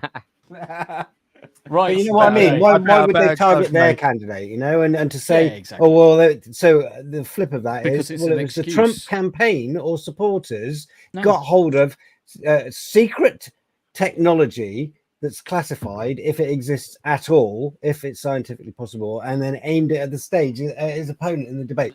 Bullshit. Yeah. Oh, but thing Greg, is you've got, guns are so freely available in the US. You can go to a gun store and buy an invisible ray gun. Yeah. It was some random redneck. All I like wanted, Toys R Us. sorry. All they wanted, and they got it fucking wrong, is they wanted Yes. to put a laser gun on top of a fucking shark, and they got it wrong. They got to have hot They got meals it wrong. too, man. They got to have hot meals. Anyway. I mean, if the Give me a laser gun on a shark. My final point, just on the back of Greg's, is there. This gives them, if this was actually true, and they fired it at Biden, it gives them a reasonable excuse for why he is fucking thick as mince almost every other fucking day. It gives them a reasonable out. Irrespective, let's move on. Right, okay, next topic. How many? And now for something completely different. How many people? So, if I ask the panel, what is your situational disability? Right. Depends. Like, I know what yours is. yeah, like it depends. But is that situational though? No, but right, okay. So, Elden Ring. So it's been doing the rounds on Twitter for the last few days, and I said I would bring it up because there are some salient points from what she's saying I'll see you on the and next one, the point she's trying to make. And in a nutshell, the whole video. So if you watch the whole video, she's basically saying that some of these games really do deserve to have a form of being able to pause them because real life does get in the way. Whether it's a child, whether it's an accident, whether it's an emergency, you may have to pause your game. Unfortunately, the way it was kind of like framed, and you could also log off the game. Yeah, you can log off. You can turn it off. At no point do you have to just sit there. But the way it was framed was that, and situational disability is a term that's been around since the 80s. It's not a new thing, guys. But it solely explains a environmental or a temporary or a Disabilities aren't temporary. In the description, I'll bring up the descriptions in a minute of what the situational one is, but you can have a temporary disability. Okay, well, and you can feel. Okay, for example, you can break your leg. leg. You are technically temporarily disabled. You cannot do something as well as a normal Fair person. enough. I mean, Hanayama's is the fact that he's Japanese and German. That's his disability, but we won't hold it against him. Oh And no, Greg that's, is- that- he's no, Greg. no, that's the no. That's the superpower. The disability is the other one. Yeah. So what Alanah said in this case was that because she had a child, I because think it wasn't her 'cause has she got doesn't have a complete description of what a temporary disability is. Just in chat there. She doesn't have kids. She was in a hypothetical situation. What? She I doesn't thought have she kids. does. I thought she had a 2-year-old or something. Not as far as I've heard. I heard that. Well, Okay. she says in the video that later on, she said, "I don't want kids," but blah blah Oh. blah. Okay, so I don't know why she's making the point. Right. Anyway, we're gonna jump all over it. Anyway, we're gonna actually watch it. But she's referencing the fact that having a child is a disability, a situational disability, and therefore gamers that have children deserve special privilege. And as a result, yes, let's Yeah, let's no. watch Bloody this right. shit. Bloody right. Really? Shut up, Let's Stasis. watch this. Right. Let's watch this gem. consent. There are long-term disabilities. There are situational disabilities. There are temporary disabilities. It counts as a disability where a video game like Elden Ring is concerned if you have a kid. You have a 2-year-old, you're trying to play Elden Ring, you can't pause. That is a situational disability that you have, where the game not having the option for you to be able to pause, for example, is a hindrance for your particular disability a situation is concerned. There are long-term disabilities. There are situational disabilities. So, There are just temporary going around So again. no. So Stop, stop. Yeah, please. immediately no. Immediately just shut the fuck up. Because here's the thing. Like immediate disclaimer, now comes the gaming rant I finally get. Here's the first thing. First of all, Shorty, shut the fuck up. Second of all, if you have a child that is in need, first of all, why the fuck are you playing video games? Second of all, if you're playing, as her example goes, Elden Ring, the worst thing you get is you die and have to retrieve your souls again. Whoop-de-mac fucking do. Welcome to first world problems. Who the fuck cares? Exactly fucking nobody. This is not a disability. This is not we need to take care of the poor fucking handicapped people. No, this is literally the prime example of first world problems being created by fucking mental retarded idiots. If you die in a video game, you die in a video game. Yeah, you lose nothing. Are you tired of going on a death run? Is that what you're bitching about? I'm kind of confused here. But it's literally like video games that you have not been able to pause have existed for a bare long fucking time. Play any legitimate online game, like not single player games that for some reason require an internet connection, but like play World of Warcraft. If you you're in the middle of a fucking dungeon or in the middle of a fucking raid, your fucking doorbell rings, you get up and answer the fucking door. You don't get the pause button. Like, what's the fucking deal? And now you're playing a single-player game, and the argument is, yeah, but if you have a kid, why are you playing video games if you have a child that needs you as the parent to look after the child? Like, what the fuck is wrong with you? Yeah. Like, Well, that's why I was idiot. saying that, like I was under the impression that she doesn't have her own kids and didn't want them. So that would explain that kind of outlook coming from a kind of career-driven, wokish, left-wing woman who's into feminist ideals and stuff. So she don't want kids. So she sees them as a negative in life, whereas parents actually see them as a positive in life. The only mostly, disability unless I they've been see a that little she shit. has is poor time management. Yes. Yeah. Which And is being precisely- retarded. Oh, okay. I Fair mean, the thing is, you can't I'm really not, help but the this is somebody who's retardation. never played Monopoly. Because You as can't soon as you really- leave a room for a piss, somebody nicks your money. Yeah, Right, You can't, right. You can't And if really you don't, help- the bank nicks it. Yeah. You can't really help the retardation. If someone's stupid, you can't fucking solve it. But This is that's like how many precisely why I parents? said- Can I ask quickly how many parents we got? Yep. Parent of many. Yeah. So I'm not 1 to 2. Abe's hands up. Look, can you see? Yes. That's not his hand. He's got 5 hands up at least. One in every You got paw. like that guy. you got like 1, like if the mother's there around, like they are really prominent. 2, you got to up your game as a man. Number 3, they run around like a lunatic. Like, so you work your schedule around the lunatics because they want to touch everything and they want to be around everything. So this statement is stupid because when they're asleep is when you can do shit, or when you got that 5 minutes. But I know it's not a game you can include kids on, but why aren't you playing a game where you can include your kid? Yeah. I have a fellow content creator. Every now and then he has streams, and his daughter wants to play a certain game, so they go off and play games together, and he streams that. Yeah, What's wrong with that? Great content. Great content. It would be, it would be, like, what a family friendly games. It's great content, And that's you and can that's have time probably spent more laugh and also moment because- shared. Yeah, and you're gonna have more of a like mindset of like, oh my god, I remember when these games were stupid and funny, and I even like that. And you're gonna have that kind of And back in my day, these games weren't so violent. If you're playing a violent game, if they're of age. we don't have to wait for a Commodore 64 to bloody get the tape out. I don't and even go know what Atari run Jaguar it. was, and the ColecoVision, stuff like that. The Jaguar, what a good console, and the Atari Lynx, the handheld. Oh, I'm just saying, it's like, pick your battles, people. Yeah, it's clickbait, isn't it? It's retardation clickbait. It's And like then how many you're people just basically how trying to many get the people devs play to add a pause button because how many people have played Dungeons and Dragons, and you come back to the board and something has happened. You're like, how could have that happened? It's like that. It's literally, Greg's like, I did it. I did that. As an avid gamer, that just grinds my gears. Yeah. Yeah, That's that's one of the it's not one of the all-time greatest stupid takes, but like that shit is up there. It's like having a kid is a disability. Like, get the fuck out of here. Yeah, that's just an airhead take.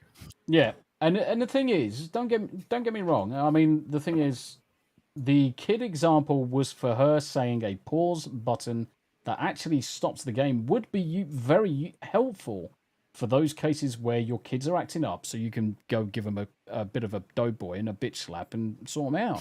Turn the game off. Go do what you got to do. Go take care of your responsibilities. Exactly. Yeah, but that again goes back to my point. Like, why the fuck are you playing video games when you have a child that young under supervision in the first place?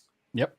Your But attention is not on the child. It's you're distracted. You're distracted. It's a I'm not, distraction. but it like It's I the had the other day, like I wasn't playing a computer game, and I was watching Dread. watching Thank Dread. God that was on. Great movie. But the kid kicked off. Literally had a night terror. It was like midnight. Fucking just walked out and fucking sorted it out. The TV was still left on because I needed to sort out the kid. And that's what you should do. It's like anybody in their right mind goes, fuck that. If I die, I die. If I miss 5 minutes, I miss 5 minutes. Like, that's literally, where they are your can't look after priorities? themselves? Yeah, they can't. Like, my God, I need to get up to the next level. If I was gaming and I died in game, oh shit, I need to It's respawn. a video game. It's the fuck. I'm not going to lose much, and if I do, oh shit. I mean, think this is it's not time Ready at Player the end One of the where you day. have everything invested and you lose everything. You No, lose Yeah, the time. point for me, on this one is it's not a disability. The fact that you've got a child is not a disability; it's a responsibility. That Yes. child comes first before you're fucking gaming. Yep. Don't try and virtual signal that your child is getting in the way of that, and that a game needs to bend over backwards to put in a function that it doesn't need to. When fundamentally, go look after your kids. They Pick are a the game that priority. has a pause button. Then you're picking the wrong game. Yeah. Yep. You're already Exactly. making the wrong choices. What's wrong with making this choice? Yeah. You're making What's a wrong choice with to call making your this kid a choice? disability. You're making a choice to game and ignore them. You're making a Yep. choice to make that game a priority over your life's responsibilities. You're already making bad choices. Good job. Yeah, Panzer's correct. Why are you even playing that game while a kid is awake? I mean, because I'm those quite games are fortunate. rated not for kids. Yeah, I'm quite Yeah, fortunate. exactly. All of my kids are older. They've all moved out. Now, I'm guessing, grandkids like now. most people here, I'm not gonna like go to the extreme here. Is literally you can't. I'm not a proper gamer like most of it. But if somebody went to you and your kid's going to be ill for the next 2 months, or you can burn all your consoles, all your computer games, and they'll be fine for 2 months. Most people were like, "Yeah, that's why I'm going to take off because you're gonna have, like I'm looking after my kid." Literally, fuck gaming, fuck all that shit. Sorry, because the real world is, parenting, looking after. Like, yeah, I'm sorry, that is something good, something you can relieve yourself with a bit of like gaming. Otherwise, you have priority number one is your kids. Otherwise, if you're a parent, guardian, grandmother, granddad, or whatever, that time is your number one priority, is making sure. It's just like me. I didn't build my gaming safe studio and and stuff protected. until my kid was grown and out of the house. Yeah. Priorities. I mean, why not find a game that you can play with the kid? Minecraft, Game of Life. I mean, there's so much out there. Yeah, but you got the old games, the safety games, like bloody put Sonic on, or what's it, Micro Machines, or like Mario Kart. Yep. There you go. Yeah, Fucking rockets. Like Doom, Quake, Postal 2. I mean, they're all classics. Yeah. And Resident Evil. Yeah. Definitely. Silent Hill. We got but then once again, like Worms. There we go. Who put that? Who just put that? Who put Worms? I loved Worms. That was brilliant. Yeah, fuck yeah. But then again, like there's the one easy solution. Just play a game that has a fucking pause option in the first place. If you feel the need to be playing anything at all while your kid is awake. Just play something that has an innate pause button. Like you can play Elden Ring when your child is in bed, whatever. Yeah, exactly. If that's the big fucking issue, then play something else in the meantime. Yeah, that could be the parents' quiet time, and that's how they spend their quiet time to kind of de-stress and kind of let some people actually sit and play games to think through their issues and problems and stuff like that, and negotiate through those because it's an obstacle they're working on, and then it helps them break through that obstacle. I mean, you're using it the wrong way, or you're doing something wrong. Yes. Yep. Yeah, stop it. It's supposed to be a but that's the same. But people, smokers or whatever. I'm an ex-smoker. I'm there. You go outside, you just have that moment of clarity, just having a cigarette, because you just need that mind time. And that is sometimes what you just need with gaming or whatever you're doing. You just need that kind of embedded moment. You just go, chill away. Oh, now I remember. Now I know. That's it. And it all just comes in. That's, sometimes you just need that moment. Yeah, that we do. Right. BBC, the big black cock, refuses to acknowledge terrible Doctor Who ratings. Instead boasts that the series is their top drama for under 35s this year. And shitty. They're a bunch of lying propagandists. See, the BBC misspoke. Their ratings are the top drama in under 35 years. Yes. Yes. That sounds more accurate. Well, Even though plus the most numbers- people under 35 aren't even watching TV full stop. They Yeah. can't Yeah, afford and it. definitely mind not the Doctor Who. BBC. Like, what Yeah. the fuck? Yep. Even though And the two, on numbers- top of that, there are some people they put a device on. They could be using that as white noise to sleep, and it could just be running. How are you actually getting an actual metric? Yeah. Exactly. I said that I accidentally left EastEnders on. Just Yeah, literally you a did. BBC one, and Yep. that was it. That gave the numbers. I've never watched it in like Right. 20 years. 20 years. So the BBC is refusing to acknowledge that showrunner Russell T Davies' latest run on the Doctor Who was an absolute ratings disaster. That's a PR well, stunt. Yeah. Mm. We could see it fucking coming. Let's The writing go. was on the wall. To the surprise of very few, the decision by its cast and crew to use the British sci-fi series as a vehicle to overtly socio-political messaging was not, to say the least, a winning one.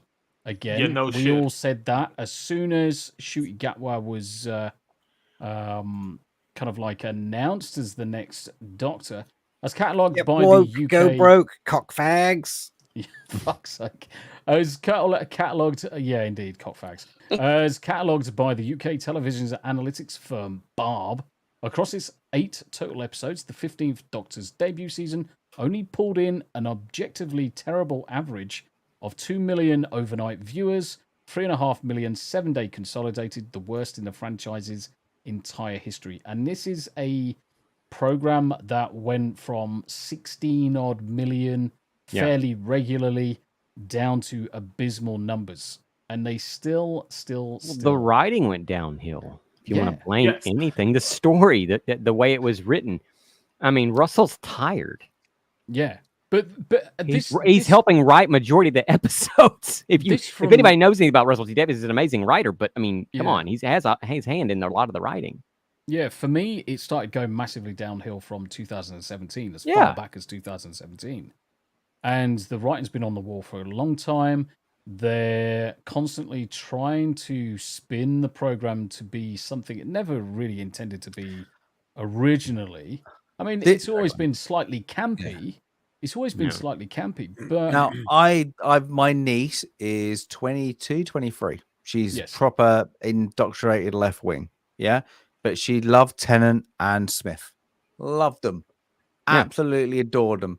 She doesn't even watch this shit because she's bored of it. But Yeah. she's that indoctrinated. I'm a student Who left. fan. My doctor is Tennant. See, I'm not, and I think when I was younger, like Sylvester McCoy, that was it, and that's probably like that nearly killed the franchise until it got redone. But that was my last ever things. I say it, this, like, I think they Disney buggered up in a couple of ways, not just with the writing, is not releasing it in the UK first. correct. It's a UK brand. You need that UK market as well as the media, like online media. You needed that UK voice saying a UK brand is still good. And they didn't. They didn't do it with Jodie Whittaker. Nope. And they didn't do it with I'm sorry, I'm not even going to try and butcher his name. Ncuti Gatwa. Gatwa. The Scottish heritage from the 16th century. Yeah, that's that well-known Scottish name. Clan It's just- McGatwa, you mean? Yes, McClan McGatwa. Ah, the Gatwas Yeah, of Clan Clan McGatwa. McGatwa. It just hasn't worked. They marketed it to an American market, a Disney Plus market that don't give a shit.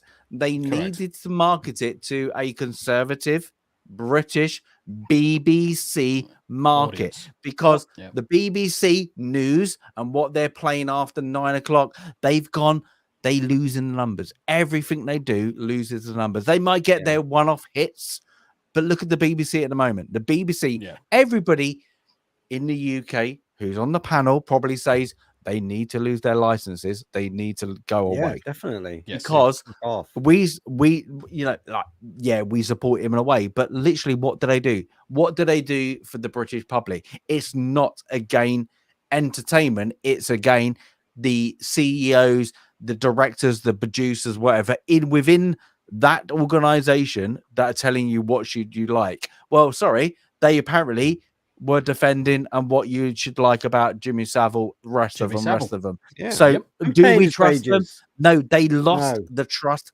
years ago, and we are Jonathan now paying King. for this malarkey. This isn't a show. This Gary is a Glitter. California political ideology that is now being brought onto the British public. For what reason? Because it's got an IP called Doctor Who that you've got some numbers that might like it. I think nothing to Doctor do with me. Who has never been the same since the Brigadier left back in the John Pertwee days. Yeah, I mean the thing Wow. is, look at this statement. Yet, despite it performing worse than the original series' season 26, whose ratings were so bad that it led to Doctor Who being put on ice for almost 16 years. Yeah. The 8th Doctor's 1996 television film being the franchise's only official screen production during that time, the latest Doctor Who season continues to receive the full support of the BBC's PR machine. And that's For what the problem. that's worth. Okay. That's the But problem. hasn't because it's this is Disney pushing, but also agenda. this is a bit Disney agenda. If you don't like it, it's because you're a homophobic, you're that Correct. this and that. Yeah. But I've watched Torchwood. I'm Yeah. not homosexual, but Yeah. I've watched Torchwood, but I enjoyed that. Oh, the main character and in real life is And in real, homosexual. he's homosexual. But the problem But is... but didn't they out him recently? Yeah, like John They- Barrowman. they- Yeah, John. You're talking Yeah. about John Barrowman. Yeah. Yeah, they cancelled him because of his indiscretions on production. Correct. On Yeah, production. so but Getting his dick everybody, out and shoving And it in they even wrote it people's in there with him and faces. Yanto. yeah, Yeah. but everybody, that's a good character. Who cares about the sexuality? It was a good character. They like introduced it, nobody cared.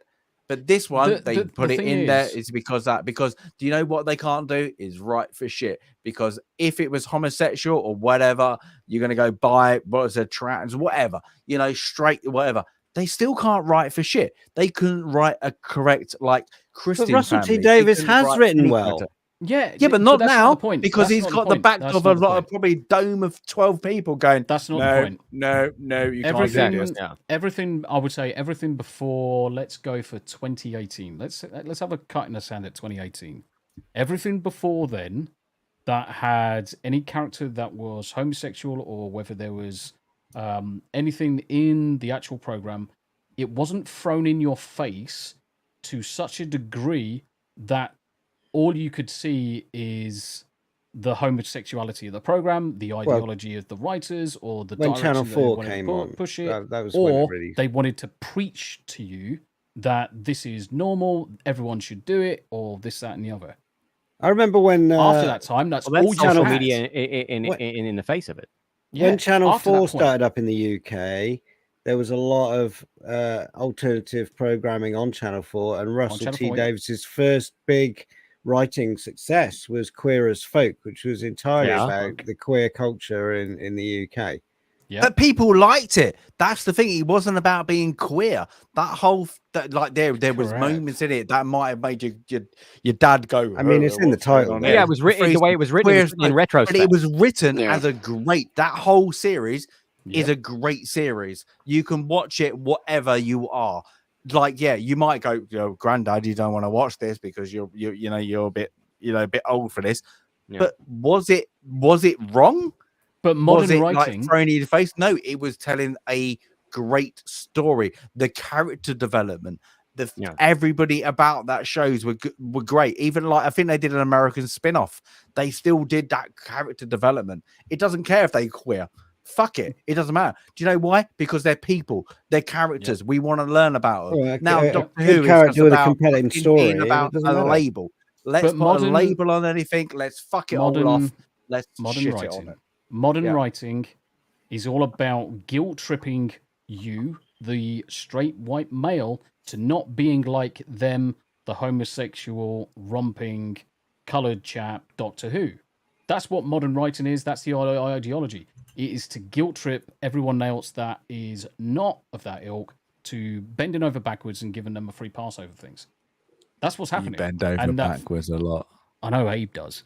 But that free pass, they're expecting that free pass from the content they're putting out there, And Yeah. when we're all rejecting it because ultimately we don't see it to that degree, we don't want to be invested in it because it's not written for us, we reject it, but we're called theists and the phobes and everything in between. Yeah, but it doesn't matter if it's written for you. You can still join the character. I like Lord Grey, Outlander series. Lord Grey, one of the best characters, 18th century. He's gay. Yeah, I love that character. I've got books down there. It's a gay story, but he's well written. I want to learn more about it. But why? All stories, Because it's things like that. That is it. That is down to all like stories. the written word. I'll jump in. All stories are written for an audience. All stories are written for an audience. The Not problem everyone. the problem is with this program, Doctor Who specifically, it's written for a minority audience, and as a result, the majority can't take part in it, and they don't want to take part in it. Yeah, but even if There's it's no even if it was incentivization for it. for the minority, yeah, whatever 0. whatever 2% or whatever 10% or whatever it's going to be, fucking make it well written, make the dialogue interesting, make the story flow. It's not even doing that. They're literally playing in bad writers, bad scripts, bad costume design, bad cinematography, bad directors, and then going, "Oh, it's your fucking fault that you didn't like it." Uncle Martin there with a good take. Problem is, Disney has lots of monies to burn, and the Brits sponsor it via TV license. Yeah, it needs to go. TV license. I think everybody agrees it needs to go. Whatever it is now.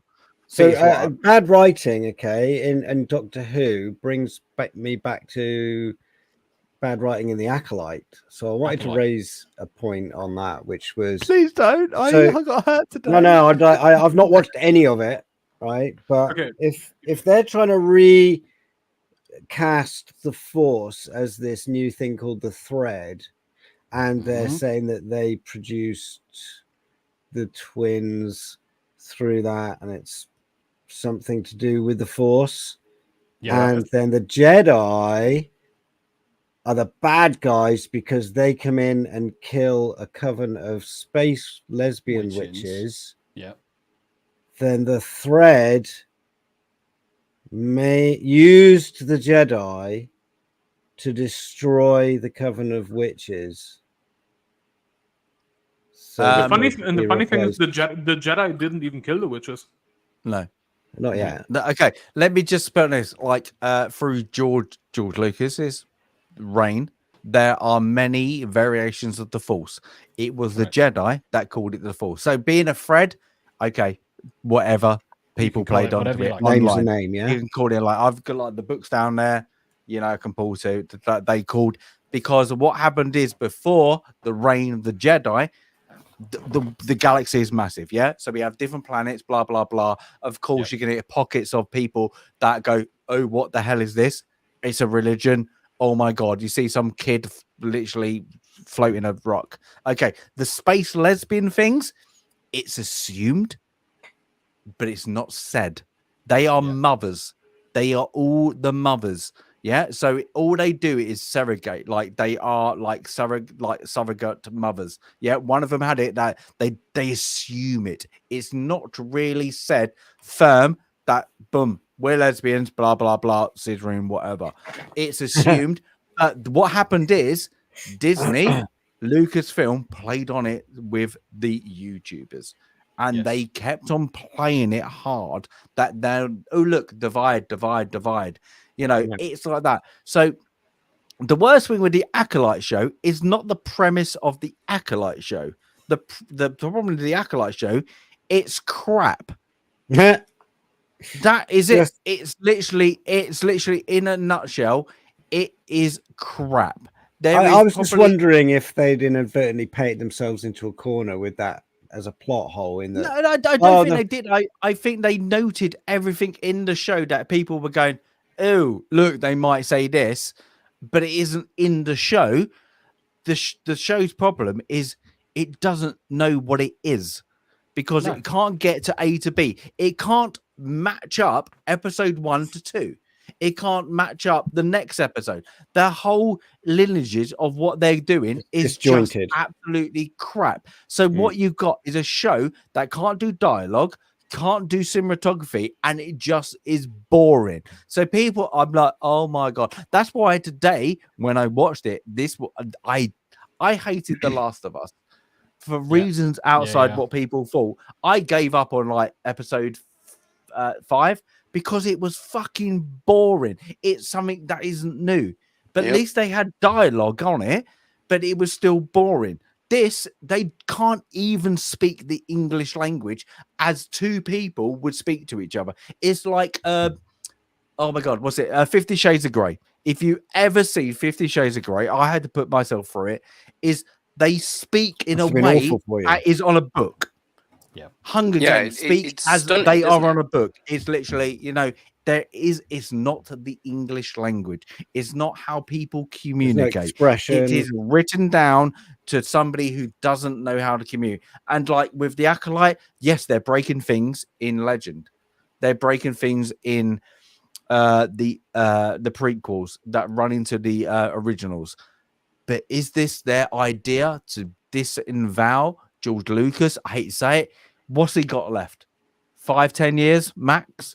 Then they can do whatever the fuck they like. Yeah. And that's, I think, their long game. Is but literally, we will insert this. They're doing that now. Like, the thing is, their game should be now is cheap production, good dialogue, and get everything going. Literally wrap it up until they do the fucking raid 15 movies. When George is gone, then you've got a new Star Wars people. But what they're doing is still high budget. What did you say? 120 million now? The budget for the 210. 210 million for the Acolyte. It's not even like that. Like what they should would like everybody agrees the Obi-Wan Kenobi series should have been more like, I forgot the guy, the book, ripped it a little part, but I would have liked, and I guess in the military people here would have liked one person struggling to come to terms with what happens, proper PTSD in a cave, give me 3 episodes and then bring it on. But them 3 episodes, you need to confirm Obi-Wan Kenobi as he is. I want to see fucking acting, not this plagiarization of like, oh, we need to see fucking liar and shit.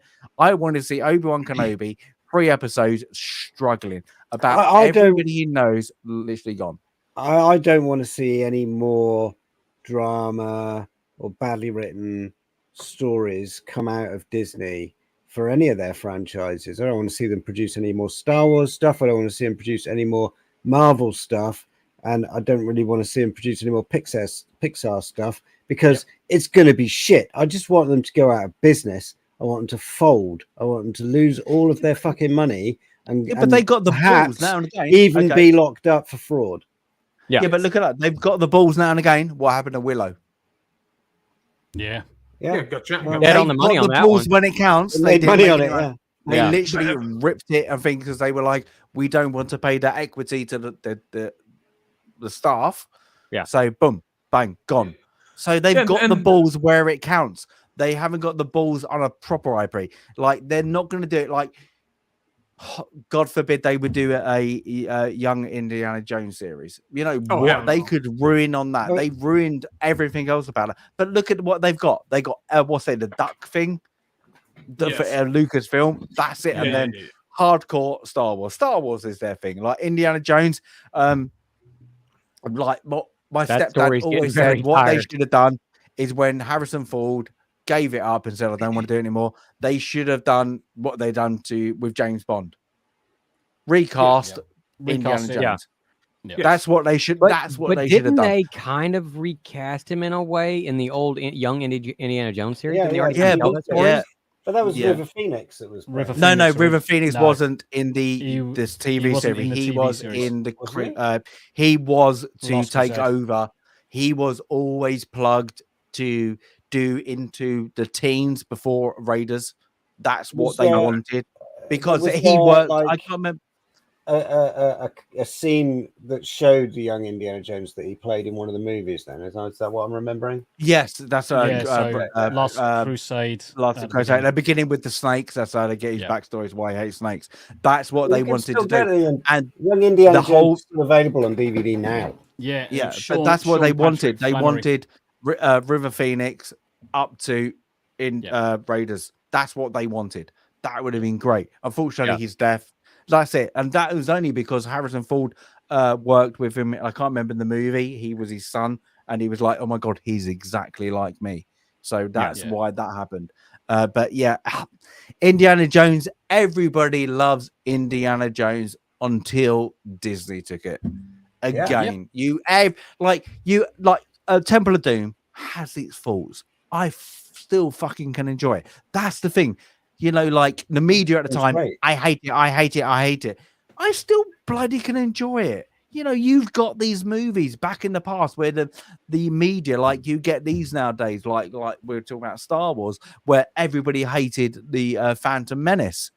Yeah. Sorry, the media hated the Phantom Menace. That's why? 1000% true on that one. Yeah, because media could not stand that. Yeah, but do you know why? Because social wasn't a fucking thing in 1999. MySpace. What the fuck? You're gonna moan on MySpace? Then you're a bit of a What do you fucking do? What are you gonna tell your only friend? You're Tom? gonna do your own code. Like everybody in MySpace was trying to put their own their own soundtrack on their own profiles and changing the colors on their page. Yeah, that's how. I was on MySpace, so I'm just as guilty. Yeah, I was on MySpace. I was trying to become a DJ back in the day, and I was trying to use MySpace as a platform, to release my so-called music. You know. What about Face Pie? Can you remember that? Yeah, I was on Facebook. I'm not my second wife. Yeah, on Facebook. You want to go back? I bet you there's one you probably don't know about. Hogwire. No, I wasn't. Heard of it? Hogwire was the original Facebook. Heard of it? Yes. But the funny thing also with the fucking Acolyte is every single week is basically a fucking mystery box episode, and by the time you notice that's a mystery box episode, the plot holes of the previous episodes are so far gone you no longer care. Yeah, Mom, it's buffering because watch this episode to wait for the next episode. I think somebody said in my chat earlier, and I was like, "Oh my god, they're absolutely true." It's literally watch episode 6 to wait for episode 7 because nothing fucking happens. Sorry, my French. Yeah, and it's literally it's literally that the numbers. But I liked it. Like they came out, didn't they? Originally, this is the best series this year on Disney Plus. The top numbers. Yeah. But nothing got released. Like their number ones is the Bear. Their number one is the Bear at the moment. I like the Bear. And that is doing great numbers. It is now. I love to see the numbers on that. But it's a poor. I would say for people who haven't watched, you can't just jump into season 3. You need to binge watch it.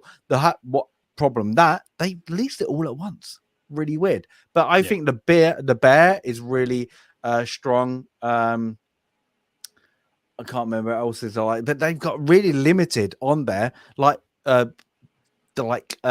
Disney products that are on there that are good. All of it is like Shogun. Shogun is absolutely amazing. It's fantastic. The problem is a lot of under 25s didn't want to watch it because it was 99% in Japanese. Oh shit, you got to watch some subtitles. Hold it. I've got to come off this for fucking 5 minutes. How many films have we watched from our youth because it had subtitles and we were able to follow it because that was the thing we had to do. Oh my god! I remember Akira first come out in subtitles. Yep. Every person in the UK, we had 5 years later, every person in Europe went, "Oh my god! I'm just wet my pants. What is this? What is sorry, I got to do it properly. Akira!"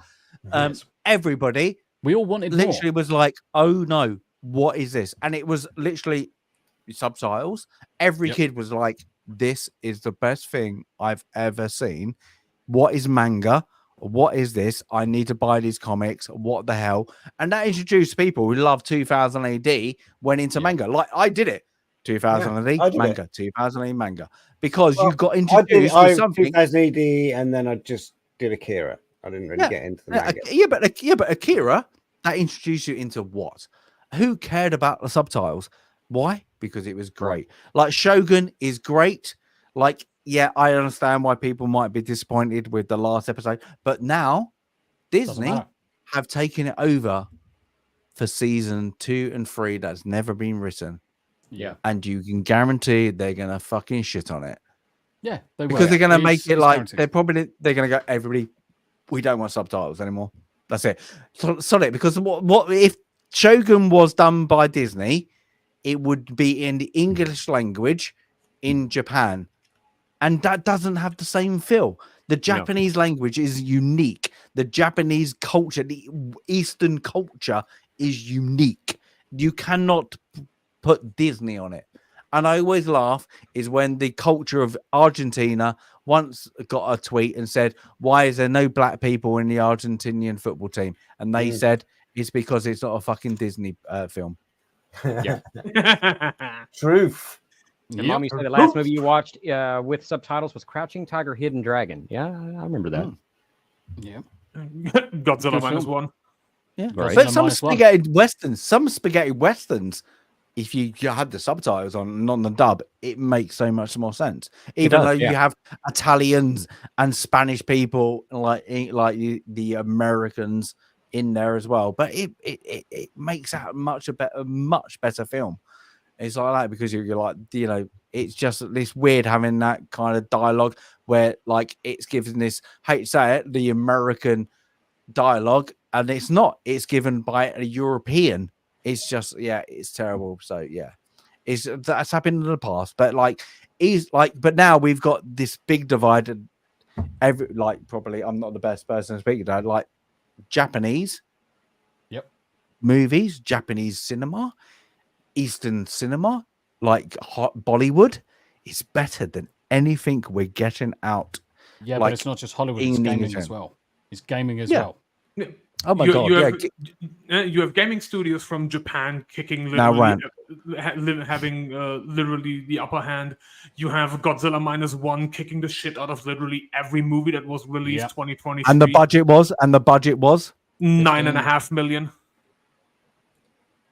And because again, notch. That looks top notch. Yeah, because once again, 9.5 million because the budget was over-reported. Because when the budget for Godzilla -1 was reported, the movie had already been shot and the price for the yen had gone up. So they reported this at 11 million. But during production, they actually shot the movie for 9.5 million. Mm-hmm. So then you have if you told me that movie was 50 million, I'd be like, bloody well done. They done 50 million. Well. Now you're saying that, I'm like, how is that done? How is that done? It's simple, because they give a fuck. Yeah. Exactly. They care about their craft. I mean, then you go to South Korea, you had Squid Game, you have games like Stellar Blade, you have now The First Descendant has released, be it television, be it movies, be it games. Countries like South Korea, even with the Bollywood movies, as cheesy as they are at least cheese in a good way and not a horrible cheese. No, they're not horrible cheese. They are coming. I just wanna focus Justin Martins for $20 on the super. Hi all! First time catching a live stream. Happy early Independence Day, everyone. Oh wait, my bad. Awkward. Fucking wanker. We'll be back. At this rate, we might be back. But look at I'm planning my own personal invasion. Don't worry. So am I, mate. I can't wait to. He's gonna track across Normandy, and here we go again. Oh yeah. I literally cannot move. Cannot wait to move to the States. I'm taking over. Yeah, but I always say, to any European, I'm going to say howdy, neighbor. It's the state. You have to pick the state. Every state and then every county is different. It's literally not like any European things. Like if I had tomorrow, I would move to New Zealand. I would in Denmark, Copenhagen. I would move there. All right, Mom, enjoy your dinner. Thank you. The main one. Yeah. But it's like that. But I always say, you have to say the state because the counties are if you go Texas, there's counties in there that are different to the state. Yes. Yeah. Yes. Yeah. As you have to talk about my state, don't you? Thank you. Appreciate that. Oh, there you go. Hey. Free, now you have a rant. I will be moving to LA, so yeah. See, no, Why? what you should have Why done LA? there- Are you Oh my okay? Hold on. Are you mental? Lesbians Anonymous. It has been That's why. said. That's where my fiance lives. So I'm sorry. Her Yeah, kid you have a is, fiance. the businesses. So yeah, we'll be living there. See, No, I now got you. what you LA's a should, horrible place to live. Greg, all you need you to do is the thing is it goes, we're in Delaware. Delaware. Well, We're just in Delaware. say Oh my it god, enough nobody times. gets that Wayne's World reference. Come on. No. Yes. It's been a while. No, We're not it's- we're in Delaware. worthy. We're in Delaware. Yeah, so on screen acolyte numbers. It actually made me laugh when I saw this as well. So the acolyte release date June 4th, 2024, 6.1 on the streaming index, but that is nothing more than how many people have been talking about it, how many people have interacted with the websites and things like that. So it's not a metric. of It anything. counts rage No, engagement. this is not a trackable metric in all Correct. honesty. No, that's No. rage engagement farming. That Yeah. is. I mean, it's like most 50% of what's on screen is people going, "That was shit." Yeah, but it That counts as engagement. That is true. So I'm gonna skip over a couple of little things. And just spit out some titles at the minute. Let's throw this one on screen. So CJ Project devs want to push the envelope with social issues in Cyberpunk 2077 sequel. Oh, goody. Well, that's going to be fucking dead as it hits the ground. Let's skip. Ubisoft CEO They've always had problems with Cyberpunk though, and, like since the launch. Yeah. So, But how they've not. No. Yeah. At launch, Cyberpunk was a bag of shit. Yeah. Cyberpunk was an absolute Oh, bag of shit. yeah. It was unplayable. It now, was on any hardware. on any hardware. If you play Cyberpunk today, you will have a fantastic time. Yeah. Because I But know they've because I'm lost. playing They it. lost it because of word of mouth. Yeah, they lost it because of word of mouth. But if you were to pick up the game today and play it today with Phantom Liberty, you will have a well of a time. It's well scripted. And now we can it plug. works, Tommy, it's when are you playing optimized. Cyberpunk next? I was supposed to be playing it last night, but I think I'm going to be possibly playing it tonight because I don't know There you go. if Dominique's going to be around for Baldur's Gate. I did message Dominique. Oh, no, like When it came out, I like how you said Dominique. I just want to know who Dominique is. just when it came out, I had the best play experience with Cyberpunk 2077 because I was playing it on Stadia because I had Stadia at the time, and that actually was the best performance out of all platforms. I need to And know since why I'm then- laughing. Please, Jesus. integrate. And since then, Stadia's been I'm very completely interested shut because down. Google Stadia Yeah, was I such a wanna freaking know. flop. Yeah. Playing on fucking Stadia. Exactly, My yeah. man, are you mad? No, Yeah. it was Playing actually on better Because than they PC. promised bandwidth they couldn't deliver day Yeah, one. yeah. Like playing on Forever, Stadia, like forever. why? Why How? would you do this? Why did I do it? Because I've never really been a big console gamer, but I kind of fancied the idea of trying the tech out, and it was really cheap. It was like I think I paid half price for the handset, got a free Chromecast included, and then they gave me another one for free. So I got two You handsets. still pay too much. You still pay too much because Well, not for the Chromecast. It was a Chromecast with free Stadia. I'm not going to say Yeah. no. No, you still pay too much because literally everybody on my end, we looked at the Stadia benchmarks when they announced them Yeah. and immediately went like, "Oh shit, oh shit, Yeah, lies." there's Lies, no goodies, man. because we all knew what that hardware they were using could and could not do. Yes. We immediately just sat there like bullshit. But even so, Yeah. even May as well have knowing played it all on a of that, potato. I mean, they Even said knowing the all of compute that, stick it was was going to be the still next thing a and it's going to better replace game home computer. on Stadia than it was on PC at launch. yeah. Yeah, but still But- Stadia, like at that point, just buy a Game Boy. Okay, coming back to what I was talking about. So Cyberpunk 2070, if you pick it up now, perfect game, it's great. Play it, it's well optimized, good quests. You won't have a problem with it. The DLC is also really, really good to play. Yes. The diversity and all that stuff, it didn't affect the gameplay at all. The stories didn't affect the gameplay. Really, really good. But the fact is that they want to make the next one diverse a little bit more, means I'm probably not going to be interested. So play the original, don't play the sequel. Next, I saw that what they were talking about, the diversity on that, because what people were asking, can you be this in the game? And I'm like, yep. Really? Who Yeah. cares? Play the game, play the story. Play the game for the story, not for the role play. Yeah, see, here's how I will approach Cyberpunk 2078. Let's just call it.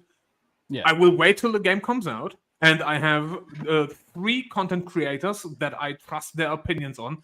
I will wait for them to. Please tell me it's not Loaded Crisis. Oh fuck no! Sorry, Loaded. I didn't mean to call you out. I have to be one, don't I? Yes. No, because you will not review the game on launch. Yeah. So I will have my 2-3 people. So, and once they have reviewed it, if they sit there and be like, okay, this is in it, this is not in it, and this is still a fine game, then we can talk about it. If they immediately just fucking chuck it under the bus, yeah, good luck, GG on that one. Yep. So Ubisoft CEO announces Assassin's Creed remakes.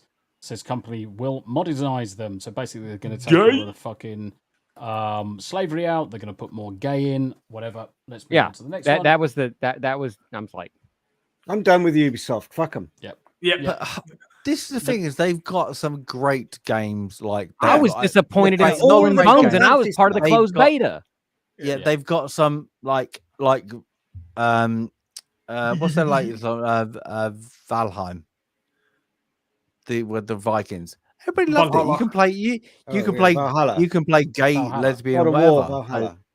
Yeah, Valhalla. That's Yeah, it, Valhalla. Valhalla. Like, what are they going to modernize that, or are they just going to modernize the older stuff? Because Assassin's Creed 1 through 4. They're going to make Yasuke playable in all games.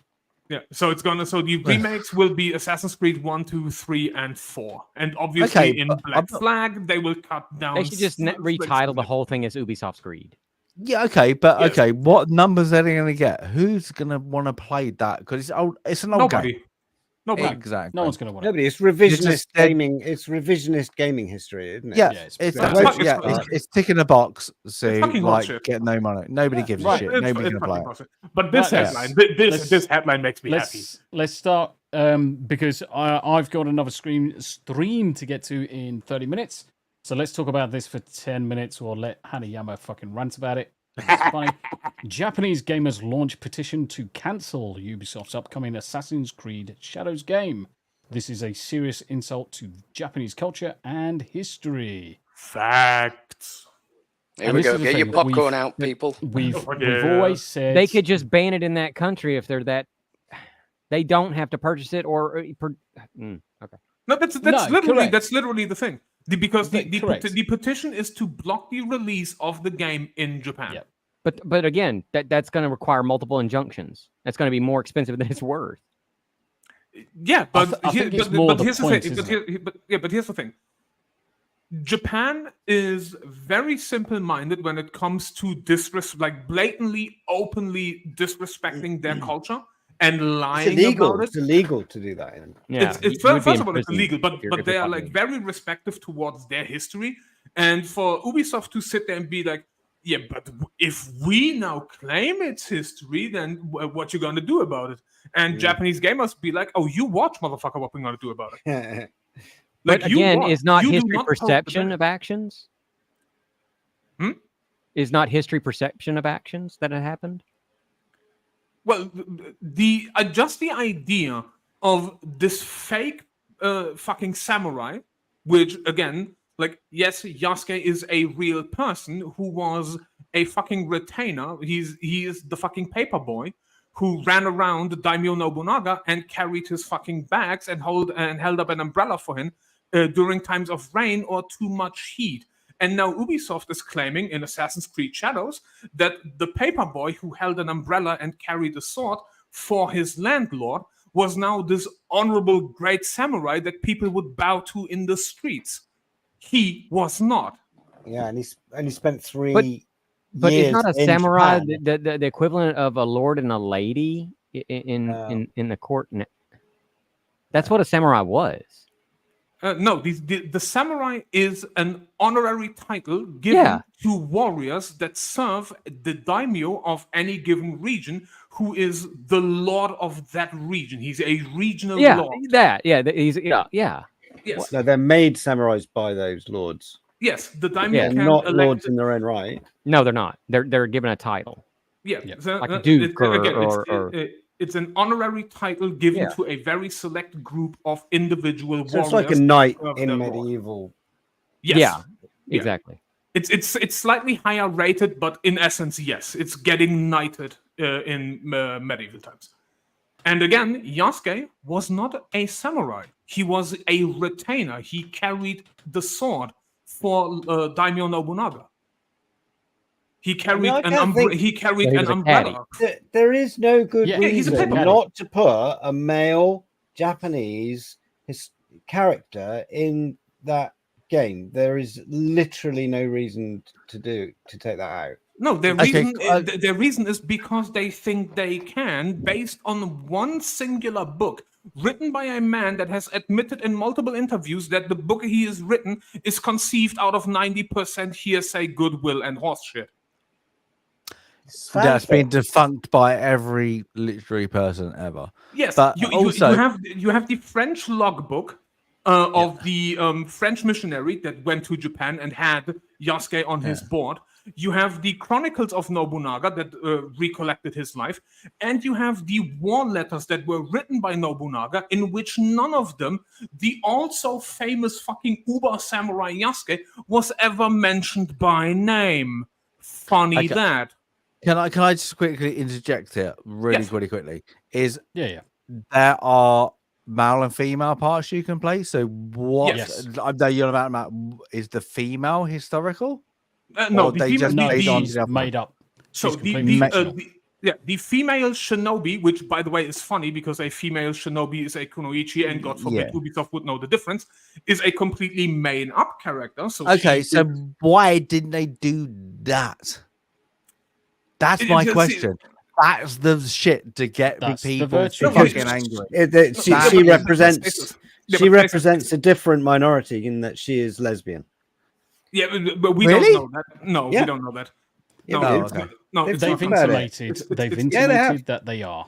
She's a lesbian, and he's according to Ubisoft, anybody can romance anybody. So then, by proxy, she wouldn't be lesbian, but whatever. But she's not a fictional character. She's a fictional character. He is the fake historical character because yes, he existed, but his role is, again, being the fucking paperboy to carry the bags. Now he is the great honorable samurai that, again, has people in the streets bowing to him when in reality they would look at him funny because why are you so dark? Yeah. So he was a circus act that was paraded around by Nobunaga to be like, look at this motherfucker. But do you think this is actually the developers literally being clever? No. Literally going, we're going to give a female character nobody gives a shit about. Sweet Baby Inc. Going to ignore people. Sweet Baby Inc.'s founders came out of Ubisoft. Yes. But then they could have just made up a name. They could have called him, I don't know. No, you're missing the point, right? So Sweet Baby Inc. are ultra leftist ideologues who are trying to change gaming by mafia tactics. And they were trained inside Ubisoft. Yeah, but I understand that completely. I completely understand that. They want a black samurai. Let's call it that.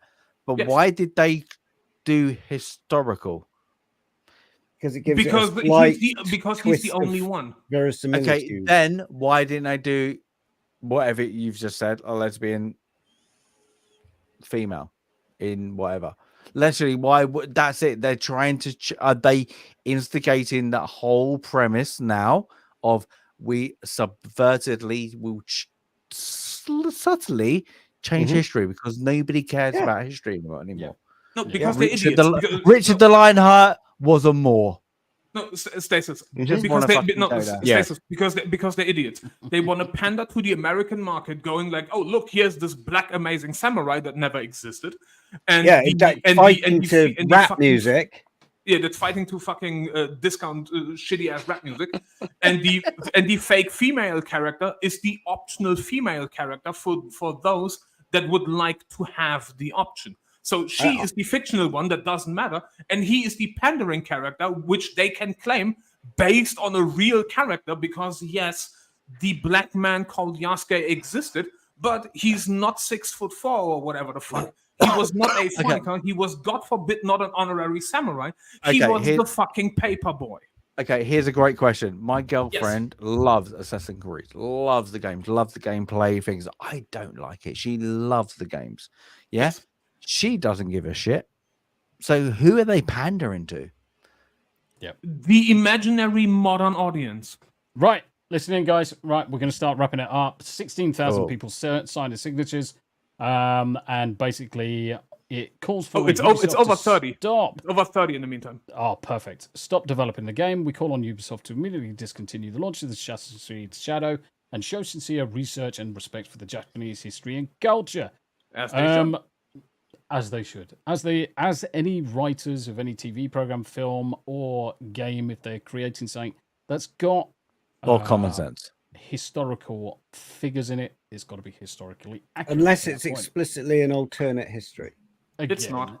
Again, they would have to put that in as saying this is a reimagining, this is a retelling. It is not following the actual history. Aren't all games reimaginings in a different? They are. Not necessarily. Like, I mean, they can be fantasy environments. They can be fantasy, not be in a historical settings. Yeah. So if you put it into a historical setting, but you're using fancy tropes or whatever, then you'd. Okay, well then you can also go after Activision and Treyarch with their new release of a Black Ops 6, and all their other games too, because they're saying, well, these are things that happened in military events. Yes. Stories during the Cold War, during Reagan's era, and things like that. They're not catching heat from us. No, but they should be telling that story. No much out. It's like it's so obvious, is it? Because that's the problem. It's not so, but 100%. I think there's a difference between Black Ops and a military sim like Squad. Of course. So that I think you're talking about two different games. There's a historical reenactment. Element like War of Rights or IL-2 Sturmovik or whatever, Second World War scenarios. If that's your historical period and you want to do it, then there's going to be a game for you that's a military sim. Whereas Black Ops is basically about shooting people in the face. And but if you go into the campaign, they're talking about things that happen in Desert Shield. Yeah. Mm-hmm. Yeah, but the one thing I would say to that one is Call of Duty. Ever since, like, literally the first one, because the original Call of Duty 1, 2, and 3 were World War II, and every single storyline in every single Call of Duty game has always been make-believe, let's imagine this happened bullshit. Meanwhile, certain parts of every historical timeline in the Assassin's Creed game has been taken out of actual world history. And now, once again, they're blatantly shitting on it because, haha, funny, we have a black man character. Fuck you. Agreed. Right, I'm going to go round the room, guys. Let's call it a day there. It's been a fantastic stream. It's been a good night. Yeah, it has. Really good conversations. I hadn't even gone off for a smoke. Have mine with me. Like twitching, just I have been for the last half an hour. Wrap it up, quick. So our special guest always gets the first shout. So Major Zab, do you want to just tell us what you're going to be up to next, and where can we find you? You can find me on YouTube, Major Zap on YouTube. I'm also going to be doing some. I have a 36-hour stream coming up November 2nd. I am an ambassador and advocate for Extra Life. We play video games and raise money for charity for the Children's Miracle Network. I've been doing that for the past 4 or 5 years. Sorry, can you explain what Extra Life is? So Extra Life, group of gamers that get together, tabletop gamers, video gamers, and we basically we raise funds through Extra Life. There was a little girl named Charlotte, and her parents started Extra Life because she had leukemia, and they were, Charlotte has left us, but we moved forward in Charlotte's honor with Extra Life to raise money for research and study for the doctors, and we also take care of all of the food and the gas and the fuel, so parents can get back and forth to the hospital and have housing near their child, because we're fighting, monsters and demons and stuff in the games, and the parents are also fighting that in real life. So we're trying to take that off of them and know they're not alone, and there is hope, and just be there as a support system. That's what it's a good charity. It's been supported by that is a noble cause. If you get to sit here and play video games to save a child, by God, I'm going to do it. Yeah, 100%. Give us I would say give us the close to the time. Yeah, give us all of the it's details. November the 2nd of this year. Yeah. Yeah. We can all plug it. We'll do that. Yeah, well, definitely. Yeah. Whatever we can do. And it's a noble cause, people. Do it. Yeah. Get on that. And come join us. You don't have to donate. You can come hang out, just share out the live streams, because that itself, sharing it out, getting word out to the public is huge and massive. And if you want to know more about those events coming up, you can follow me on Twitter, Real Major Zap. You'll hear more about that, where I release a lot of other content creators, funny moments in videos and things like that, and funny moments in my videos. You can also follow me on TikTok, Major Zap. And hey, if you love the content, why not take home some of the merch too? Support the channel. Sorry, I had to plug that at the very end. Oh no, you gotta do it. That's the whole point. You've got merch. I have merch. Yeah, on Fourth Wall. You can wear. This isn't one of them, but you can take home a lightning bolt. You can get yourself a cloud. There's artwork there that's going to be coming up soon and things like that. I'll be releasing. Greg's just pissed off because he's only got crabs. But I mean, there's a lot of stuff there. So I just want to say thank you to Tomby and the rest of the staff and the crew here at Chin Wag for inviting me along this journey of the podcast. And this is the first episode of Zap's Cast for this summer. So I'm fantastic. Super thrilled that you guys are here. Thank you for all the likes, the love and support. Man, it's been awesome. It's surreal. I didn't even think people would show up for this. It's absolutely amazing. So thank you. I can't thank you enough for everything you guys do. Elsa, really cool I will commit now to a $200 donation. Oh my goodness. I will definitely keep you guys informed. Wow. 100%. Yeah, and we do not take a penny. None of that comes to our channels or us. That goes directly to the hospitals and to the Children's Miracle Network. It's a noble cause. It's a noble cause that we can get behind. Right, let's get behind Status Geek and try and push him out the door. I don't know how I can give that. Like, literally, plug the channel. Fuck my channel. Literally 36 minutes. All you're going to get me is pissed off about the Acolyte. That's it. Sorry I brought that back up. That's it. The only thing I'm going to wait for next is... Disney to do the Black Tarzan. I'm really waiting for that. I'm waiting they don't have the balls for that one. But yeah, you can catch me. Everybody knows where they can catch me ranting on my channel in the mornings on Mr. Porkchop's. I drop in the odds. If I'm not trolling Dan, Mr. Porkchop, or Tomby, literally you can catch me trolling myself by idiocy, either about Disney or some other thing. I'm gonna be really good soon. I actually like The Bear. I'm gonna give The Bear a good review. That's on Disney Plus. It's not a Disney Plus thing. And yeah, I'm watching House of Cards. I'm liking that as well. So we got all that malarkey to go through. And I'm also addicted at the moment to Asgard. I think that's a great game. So otherwise than that, yeah, Zap, donate when it comes on. 36 hours. Jesus, that's a good one. I love it. We've me and my team have committed to that. We last year we did one stream every single month. We did 12 streams. We had our goal at 500, and we smashed that within the first 2 streams and just kept going.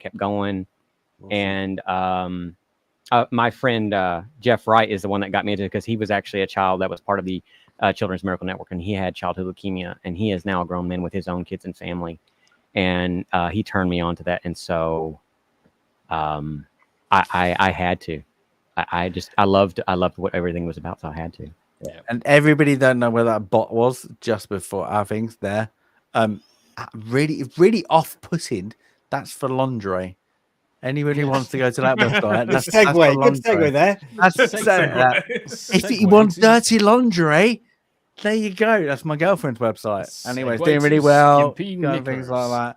If you want to watch some dirty people, here's Greg. Great. I don't have any of your underwear. What the fuck? That's what. Stand up. We know you are. Debated. That's why Abe doesn't. I like that Conan poster you got on the side right there. Cheers, man. Yeah, that's what he's wearing. That's what his underwear. Oh, he's wearing that long cloth. That's an original movie promo from when it came out. Nice. Right. What am I doing? Pissy Man Pants Greg. Yeah. I'm gonna have to change my channel name now, Tomby. Yes. I've been off streaming for a little while. Just been super busy. Hosting my dad's 94th birthday party with family. Had to get a load of building work done. I had to arrange the day itself, and so now that's all over as of this Monday. I'm getting back into the streaming with Mr. Porkchop during the days, but I'm not actually streaming yet. I'm getting back into it. So hopefully next week I'll be welcome back to the madness. Doing a live one. Yeah. Oh, and Tomby, we need to have a chat, mate. You and I need to have a chat because I want to possibly dual stream on Rumble. Yep. Easy peasy. I would like some advice. Easy all right, that's peasy, me. my dude. Cool. Happy days. Hanayama. Oh, shit. I pressed the wrong button. I kicked him out. Hanayama. the usual business. Fucking trolling people on Twitter, taking the piss off the Echo shite, as anybody should. Roasting fucking Ubisoft for being gay as fuck. And otherwise just fucking living and being fucking old and miserable and hating everybody. Like you also, you can say Gojira cooler than anybody else here. Obviously, because it's Gojira minus one. Yeah. Hey, what you got coming up, my friend? Same old. You'll see me everywhere. So, thanks to the chat. Thanks for the panel. Shout out to Daily Dysfunction. No. Abe, we've got something in the pipeline. Something in the pipeline. We do. That sounds mad gay. Why are you talking it about is bad and gay, but it's good. It's pipe-ish. It does involve a cage, yes. Yeah, lots of cages, a lot of whips, a lot of everything you could desire, Tom. Maybe some ball gags. We'll see how it goes. Sounds great already.